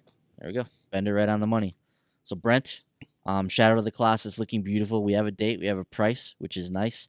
The other cool thing that came out this week is they're aiming for 60 frames for this game on the Pro, which is a nice little bump that this game is going to get. It's going to be 30 frames elsewhere, but on the Pro, Bluepoint is aiming to hit that 60 frames mark, which basically almost makes this like a whole new experience to go along with the graphics. So what are your thoughts on that, man? What are your thoughts on Shadow of the Colossus? I've heard Bender wax on poetically about this game many a time, and I'm definitely going to pick it up. It's one of the reasons I don't want to pick up Monster Hunter, because I just want to jump into this and not have to worry about playing any other games. But the fact that this thing is aiming for 60 frames on the Pro should be an impressive visual feat. And that's when I see the trailers that we've seen so far of this remaster, of this remake, or whatever you want to call it, just to see that at 60 frames would be just really a striking looking game. So I'll be picking this up on February 6th. If it's not the best game I've ever played, I'm going to hunt Bender down. But it looks gorgeous, and I'm sure it's a fantastic game, and I'm really looking forward to jumping to it on the Pro. Yeah, I have an extra pitchfork, so if you want to come pick me up on your way to Kansas. I actually didn't know that about the 60 frames on the Pro. That almost makes me want to get a Pro. Whoa, there it is. Oh boy, there it is. Oh boy, getting Bender on the Pro train. There's a Star Wars Battlefront one coming out in a couple weeks, Bender. It looks pretty good. There might be a Monster Hunter one coming out in the U.S. That's very true. Wow. Interesting. Looks way better than that Star Wars thickens. thing. Yeah, I can see the wheels turning. I'm sure it'll look better than that Call of Duty one. I don't know. It's impossible. That one's pretty good. It's impossible to look better than the best. So, all right. So that's Shadow of the Colossus shaping up very nicely. And then, fellas, we ended the show with what, in my probably very biased opinion, was the highlight of the show, and that was a brand new trailer for the Last of Us Part 2. So, as we were watching this trailer, I thought that it was The Last of Us, but we didn't know because it starred a brand new group of characters. So as we were watching this, it had the tone, it had the feel of The Last of Us. But at some points, and that's one of the cool things, kind of throughout this show. Like, we're watching the Sucker Punch trailer, and we're wondering, like, who is this? Like, what's going on here? Like, what is this? Then we get to the end, and then we're kind of hit with Sucker Punch, and we're like, oh man, that's awesome. Now, as we're watching The Last of Us Part 2 trailer, I'm watching, I'm like, is this Days Gone, or that's what I thought it was. I'm like, what is this? It's like, it kind of feels like The Last of Us, but obviously Joel and Ellie weren't in this one, but it was a whole different group of characters. Then we get to the end, we see the Last of Us 2 logo pop up on there, and I just thought this was a phenomenal trailer. I thought it was a phenomenal way to end the show. Extremely powerful, brilliant acting, just the pacing, the way everything played out. And then right before they show The Last of Us Part 2, you see the clickers running at the screen. And you're like, The Last of Us, and then the logo pops up. So I thought it was brilliant. I've obviously talked endlessly about The Last of Us on this show. It's a very special game to me. Cannot wait for The Last of Us Part 2 and to see this story continued and to see us branch off into some of these other characters here. So, Brent, I'm gonna go to you first on this one. Your thoughts on The Last of Us 2 trailer that we saw here? The one thing I took from it, and it confirms that there are still a lot of shitty people in the world of The Last of Us. There's a lot of mean people. You can still tell that it was a very dark trailer. Mm-hmm. It was a very gritty trailer, a very violent trailer. But we don't know a lot about the characters that were in this trailer and what part they play in the Last of Us universe. But it is cool to get a look at some of these new characters that will probably be integral to the story and will play a part with what happens with Joel and Ellie. But again, this was just a beautiful looking game. I'm really excited to see where Naughty Dog goes next with The Last of Us. I've always been in the position where I never thought The Last of Us needed a sequel. I thought from start to finish it was an exceptional game, one of the best games I ever played, and I always thought to myself, I don't know if this needs a sequel. But based on the things that we've seen, there's enough interest there where I'm like, okay, I'm gonna trust Naughty Dog here, and I'm curious to see where they're going to go next with this franchise. Yeah, it's it's a very tough game to follow up, right? So The Last of Us, I feel the same way about it. It's one of the best, if not the best games I've ever played. So that's a very tall task to try and create a game that matches up to that kind of expectation. So, but yeah, what we've seen of this game, obviously the Naughty Dog engine continues to evolve.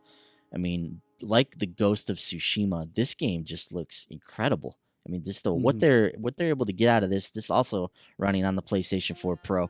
So what they're doing with this machine right now is really, really spectacular.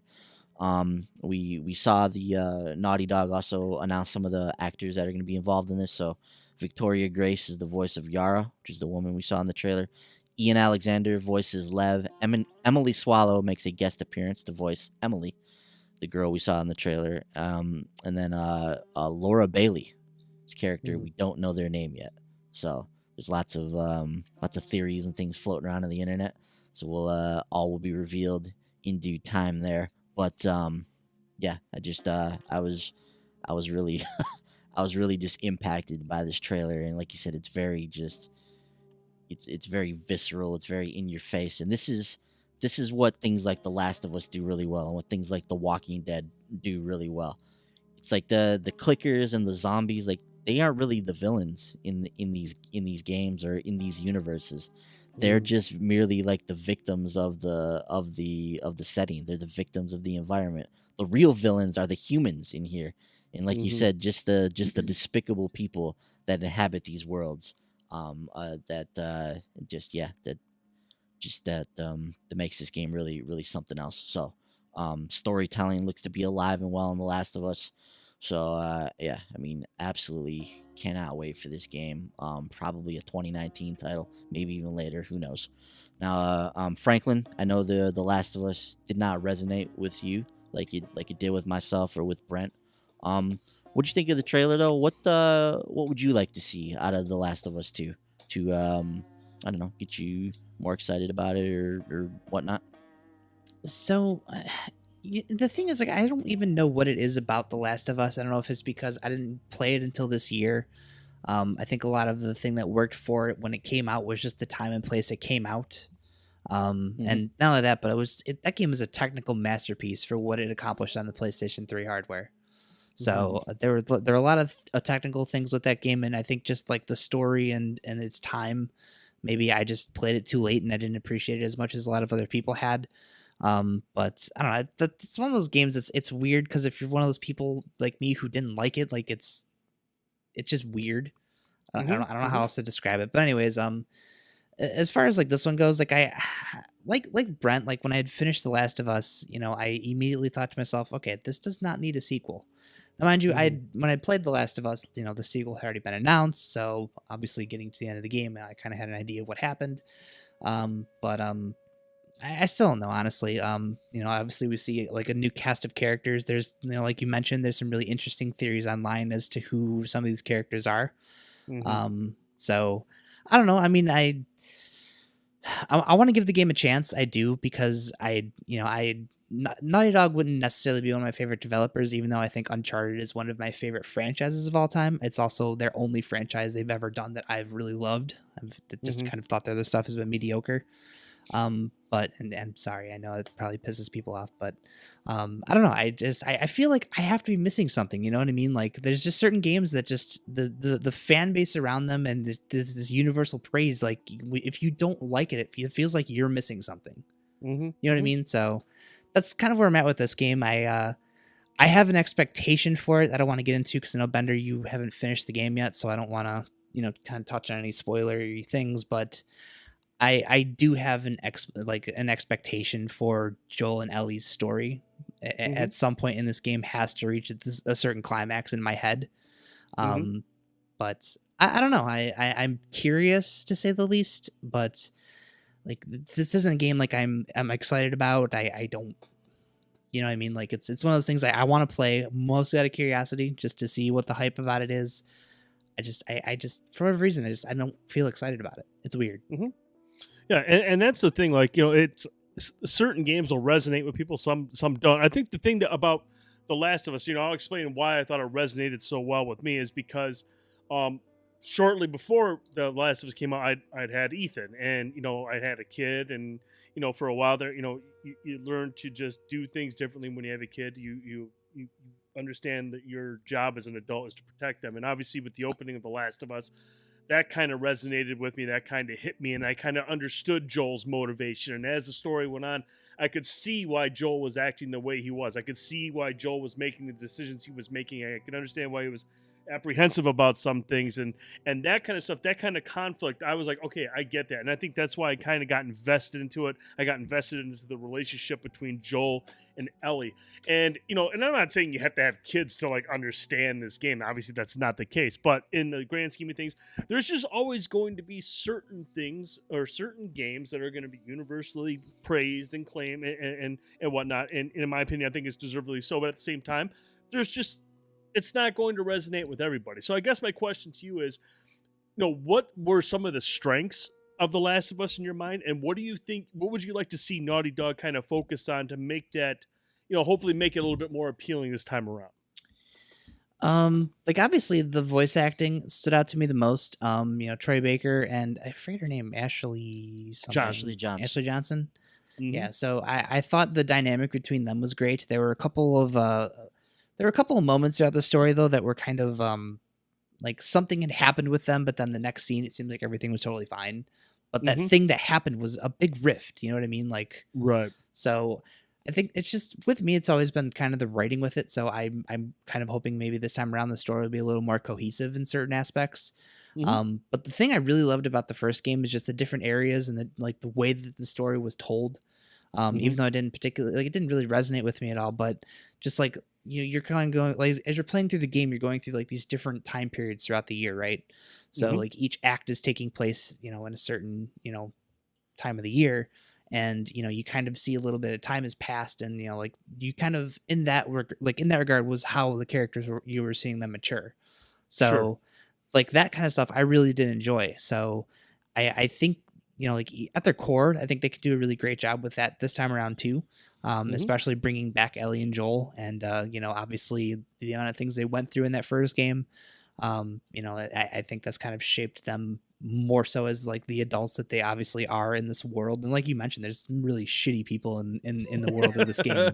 There is. Yeah, there were definitely a couple of the people you ran across in the first game. Just they're just evil people, man.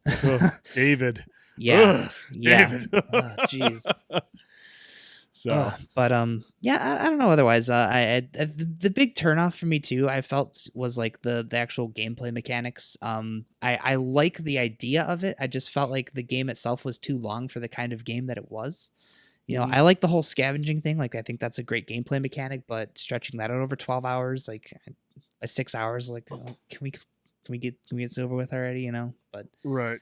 outside of that, like, because at certain points that sort of just felt like filler, and now I have to go in this building and figure out how to take down these guys with 3 bullets, and there's 8 guys running around, so right.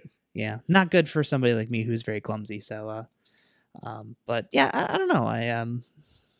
And I'm sure none of this is answering your question at all, but No. And like I said, man, I'm just kind of curious. And maybe there's things that Naughty Dog can do. And, like you said, you never know what happens. You might jump into this one and you might be like, oh my God, this is the Uncharted 2 of the series, because that would be great. Uncharted was, it was good, but then Uncharted 2 just kind of took it to a whole new level. So you never know. The Last of Us 2 could be your Uncharted 2. Yeah, it could be. But that's kind of my other issue with all this is, you look at a game like the first Last of Us game that universally praised, like Boy says, it's the best game he's ever played. Like, that's a lofty claim for a game like that. You know what I mean? So to follow that up, like, the expectations they're putting on themselves following that game up have to be ridiculously high. Like, I couldn't imagine making The Last of Us, like, making this universally praised masterpiece and then following that up. I couldn't imagine the pressure that they have to have, like, not only on themselves, but just like the expectations from you guys. Like, that's what I'm really curious about is, like, you guys love this game. Like, how are they going to top the first game for you? Like, what can they possibly do to, like, make this game even remotely near the quality of the first game? For myself, with the way the game ends, it's going to be the dynamic between the characters, Joel and Ellie.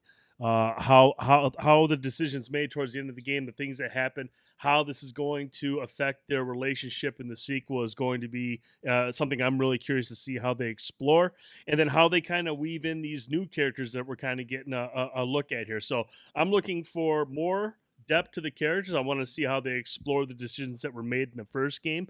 Obviously, the combat, the gameplay.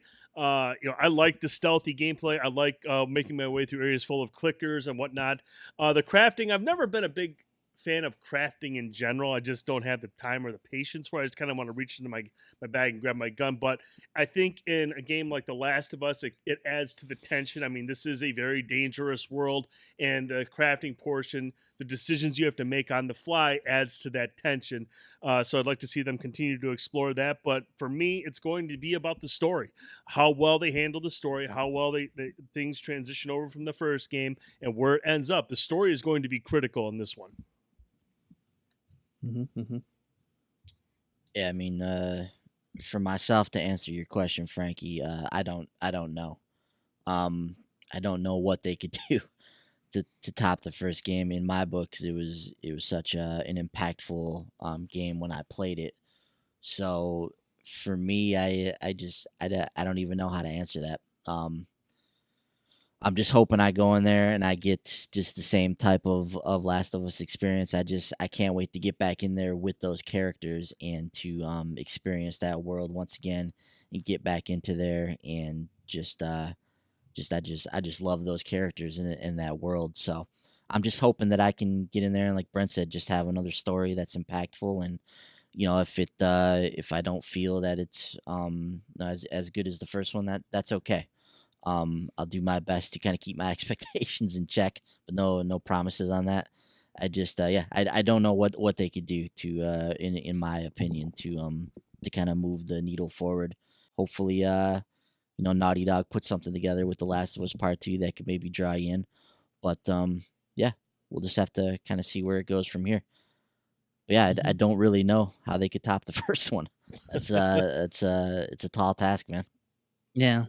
So I'm really curious to see how that thing shakes out. I don't know. I do. I hope as we get closer to it and we learn some more details of it, maybe I come around on it. I really want to. Like I said, I loved Uncharted, even though I've never really been a big fan of Crash. I didn't really care for Jack and Daxter. Like, I felt like The Last of Us should have been a game that I really loved. You know, like Mhm. Troy Baker's an amazing voice actor. There's a lot of really great environments in that first game. The gameplay is great. You know, I mean, it is. It's just you get tired of, you know, kind of sneaking around and trying to, you know, find ammo and all this stuff, you know, still Mhm. 12 hours later. So I don't know. I hope a lot of that stuff's alleviated. And I do. I hope that, like you said, like this is my Uncharted 2. I hop into Last of Us Part 2. My expectations aren't through the roof for it. So I feel like if anyone has the most to gain out of like the experience that game's gonna have to offer, it would be me. So at the very least, there is that. Like I having such low expectations, like I want this game to just wow me when I finally get my hands on it. That's and that's part of the problem, man. It's like when you go into a game like The Last of Us and you hear me just talk endlessly about it, you hear nothing but praise for this game. You go into it, you set a certain expectation for yourself. Like you're never going to meet that expectation. You just hype yourself up so much, and regardless of how good the game is, it could have been the best game you ever played in your life. But because of the hype that was around it, because of the things that you've heard about the game, it just it's just one of those things where you just put unrealistic expectations on things. And that happens to everybody in every single medium. You know, Mhm. if I hear about like a movie that's just everybody loves and it's amazing, and it's the best damn movie ever created, and I hear all this stuff, and then I go in and see the film, and I just put this certain je ne sais quoi that's supposed to happen when I watch this film and it doesn't happen, then you're like, okay, well, I don't, this is not the greatest movie that I've ever seen. So it comes with games of this ilk and things of this ilk that when you reach a certain stratosphere in terms of like the hype, in terms of the reviews and all that kind of stuff, it becomes very difficult to meet not only everyone else's expectations but your own expectations. That's really why I try when I play games or when I go to watch a movie. I really try to avoid like reviews for the most part. Like I don't want any preconceived notions about something when I go into it. Like if I hear about a score or something like that, that's cool. But I try to keep that stuff away from me as much as possible so that I go in with a fresh state in mind and can just really experience the game or the movie or the book or whatever it is with no biases. When it comes down to it for me, man, The Last of Us was just a transformative experience for me. Now I've talked about this before, but to me it was the first time that I had ever played a game where just everything just meshed like perfectly. So it was the best voice acting I had ever seen in a game, the best characters I had ever seen in a game, the most well realized characters I'd ever seen in a game. Just the way the story and the narrative and the characters and the acting and the music and the gameplay and everything, the way it just came together. Game had the best ending I've ever experienced too, in my personal opinion. The way everything just came together, it was just a really, really special, really transformative experience. It was a watershed moment for the industry for me. Like that was the first time I played a game and I was like, man, this is like something that can compete with a film in terms of its like artistic quality and its caliber. So, um, yeah. So that's The Last of Us Part 2. Um, one other thing I want to touch on with you guys real quick too is something I think we need to address that came out of this conference, but there's a lot of people harking on the violence in some of the trailers, specifically for Detroit and The Last of Us Part 2. So I want to get your guys' thoughts on this. Brent, let me start with you, man. So people started writing these think pieces and started talking about how this was maybe too violent for a trailer, or people were trying to sell us on like gore porn or something like that. What what'd you think about all that stuff, man? I think it's just people just getting on their high horses and trying to take the high road and be righteous and whatnot. I mean, look, video games are a form of art. They're a form of entertainment. And if you look at all forms of entertainment, there's mature stuff and there's stuff that's meant for kids, and there's stuff in the middle. And it just happens that some of the games at Sony's press conference were on the mature side. And I've gone to movies where I see people get their faces ripped off and cut in half and all that stuff. And it is what it is. They're rated R. Kids don't go see it. And these games are mature, so kids shouldn't play it. It's really simple. It's really not that difficult to understand. So in this case, I think this is just people trying to Honestly, I have no idea what they're trying to do, other than for clicks or try to come off as some self-righteous, like, this is inappropriate. The world has become a very PC place, and everyone wants to be picky and crybaby and whiny about certain things, and this is one of them. And it's incredibly annoying, and frankly, it's just stuff I ignore at this point. Yeah, I feel the exact same way, man. I'm seeing these articles pop up. And just multiple articles. They're being written all over the place on reputable sites, on sites that I go to all the time. I'm seeing these articles pop up about, oh, this is not what I want to see in games, or they're trying to sell me this violence or this and that. I'm just like, what in the hell are you talking about? This is The Last of Us. That's what this game is about. This is about the downfall of society and the lengths that people go to try to survive in this like apocalyptic wasteland, and to try and like pull back the violence. I just could not for the life of me like fathom what people were getting at. And part of this goes back to our previous conversation about the kind of stratosphere that The Last of Us has found itself in. So as it reaches this kind of level of hype and this kind of level of praise, it now becomes a target for people. And it's, I didn't see anybody talking about Call of Duty World War II. Nobody was lambasting that for the violence that's in that game. That's an extremely violent game. Brent, you've seen it firsthand. Oh, yeah. We've seen it in the trailers. We know how violent that game is. So I don't see anybody talking about that. But if we wanna consider games and consider them as like a form of art to be talked about alongside movies and films and all this kind of stuff, like sometimes we're gonna have to go to the difficult place and we're gonna have to explore that. And whether or not the game is successful in exploring that, that's another story. But to just outright just kind of try to tell people that that's something they shouldn't explore, I don't buy that. I don't buy that. That's like you said, Brent. That's that self-righteous bullshit that people need to just rethink. So, Frankie, what do you think about that, man? No, I agree with you guys. I feel like, especially over the past couple of years, like I don't know what it is, but I just feel like everyone's gotten really sensitive to everything. This isn't even just video games. Like this is just common things that are going on in the world today. Like people, anything will offend everybody anymore. So I wasn't at all surprised when I started hearing people talk about people writing articles over how, and don't get me wrong, when we were watching especially the Last of Us reveal. That moment with the hammer, dude, that was tough to stomach for a hot second there, because I was like, no, you're not going to show this right now, and they sure as hell did. But no, I mean, but like Brent said, like that's the kind of stuff you expect out of a game like The Last of Us. If you played the first game or even have any like inkling of what the first game was about, the type of people who exist in this world. And but even at that, like still, like even watching that, I still think like The Walking Dead. You know what I mean? Like I've seen certain scenes from the past couple seasons, and you see some of these people who are getting killed off, and like the stuff that they show on that show is that's worse than what was in this game. You know what I mean? So there's stuff that's just broadcast on TV for anyone to watch, which I think a TV show is going to be harder to stop your kid from seeing than getting to a certain scene in The Last of Us Part 2, right? So I don't know. I'm with you guys. I think people are obviously very sensitive to some of this stuff. I don't get it. I mean, like I felt like we were past this stuff years ago.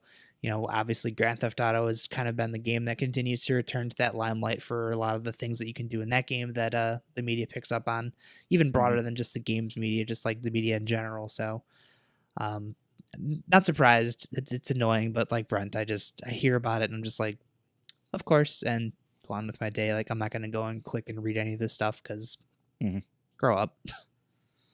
Yeah.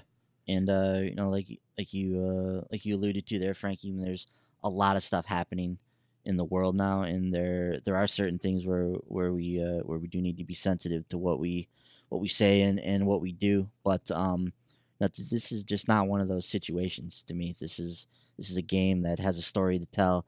It's it's not something that we should even be thinking about censoring for that reason. Bender, I want to bring you in here on this topic, man. Now you have a unique perspective on this. What are your thoughts on some of the stuff that we've heard about in terms of the kind of the excess of violence in either The Last of Us or like some of the themes that Detroit was exploring? I personally felt that the Last of Us trailer was a little brutal, and I really wasn't comfortable watching it. Now, I'm not advocating that Naughty Dog censors themselves or anything like that. As Brent said, video games are art, and Naughty Dog are free to tell their story and whichever way they choose. I just took issue with the fact that they showed that trailer for something that was broadcast worldwide with no warning, no disclaimer or anything like that beforehand. That was the only, and I think maybe some people were more taking issue with that. I don't have a problem with the fact that the violence is in the game. It's a rated M game. Definitely, kids shouldn't be playing it. You guys are absolutely right about that.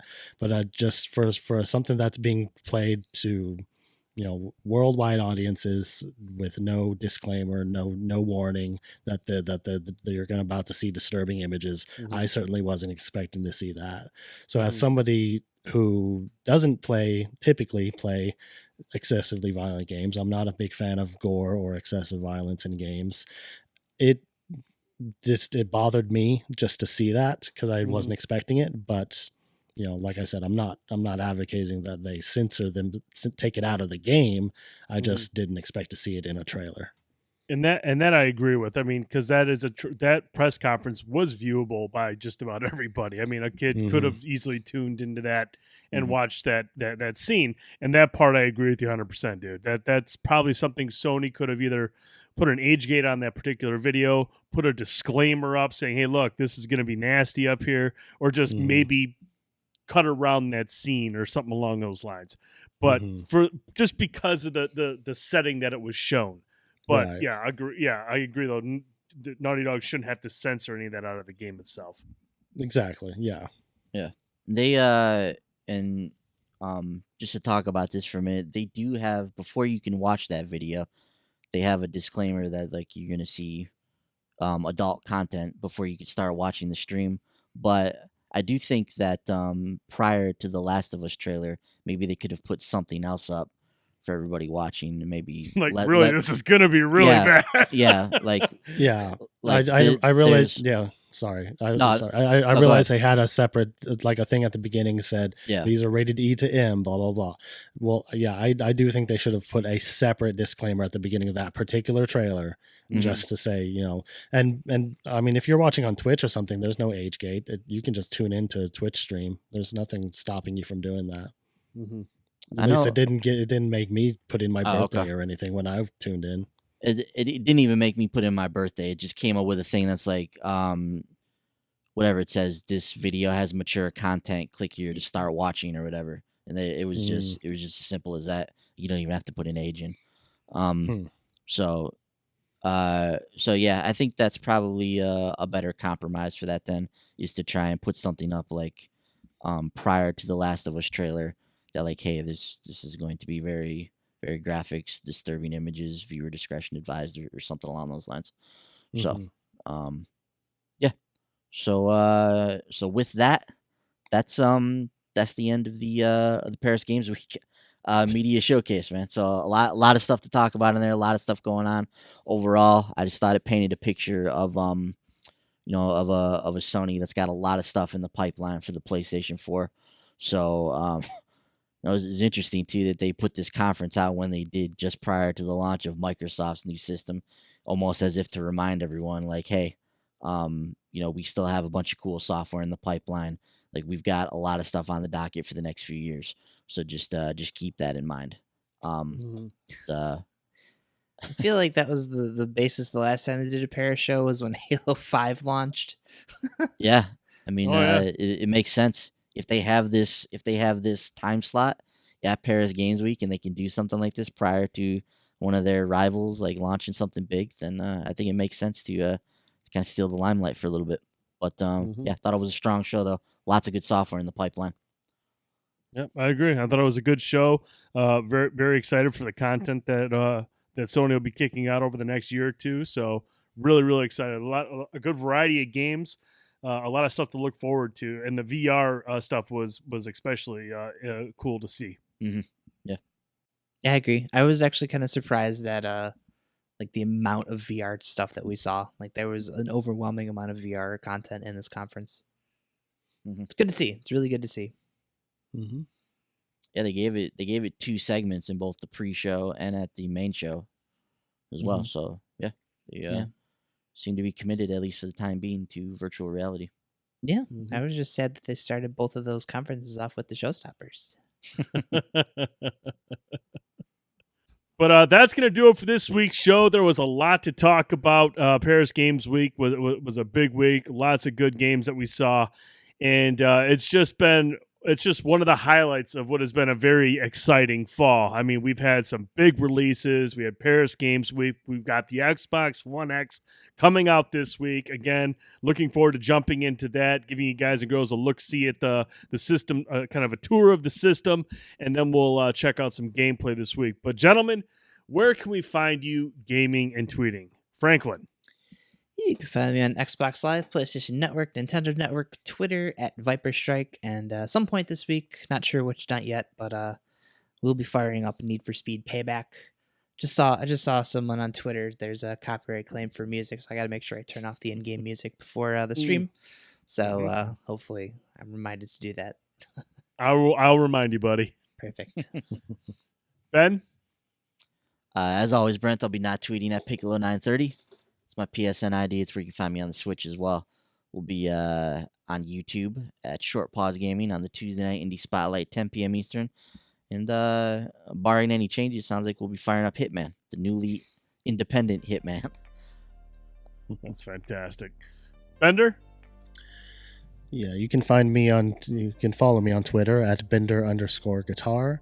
You can find me on PlayStation Network and Nintendo Network at me_Bender, and on Xbox Live at meBender82. You can find me on PlayStation Network, The Dude79, Nintendo Network, The Dude79, and Xbox Live, The Real Dude79. I'm also on Twitter at The Dude1979. Make sure you visit the website, www.shortpause.com. Follow us on Twitter at The Short Pause. If you like this podcast, if you really, really like it, go over to iTunes, give us a 5-star rating, write out a nice review why you love the show. If you're not quite ready to give us a 5-star rating, that's cool. You don't have to. Write us an email, podcast@shortpause.com. Let us know your thoughts, your criticisms, your concerns, any questions you have. We'll read them off on the air. We want to hear from you. It's the only way this show can get any better is if we get your feedback. You can listen to this show on iTunes, SoundCloud, Google Play, Stitcher, and TuneIn, or you can watch it right here on YouTube, Twitch, or Facebook. All of them, Short Pause Gaming. For Mr. Boyce, Mr. Holt, and Mr. Ayler, I'm Brent Felsing. Thanks again for listening and watching the Short Pause Gaming Podcast. We'll talk to you next week. Good night, everybody. Good night. Bye-bye.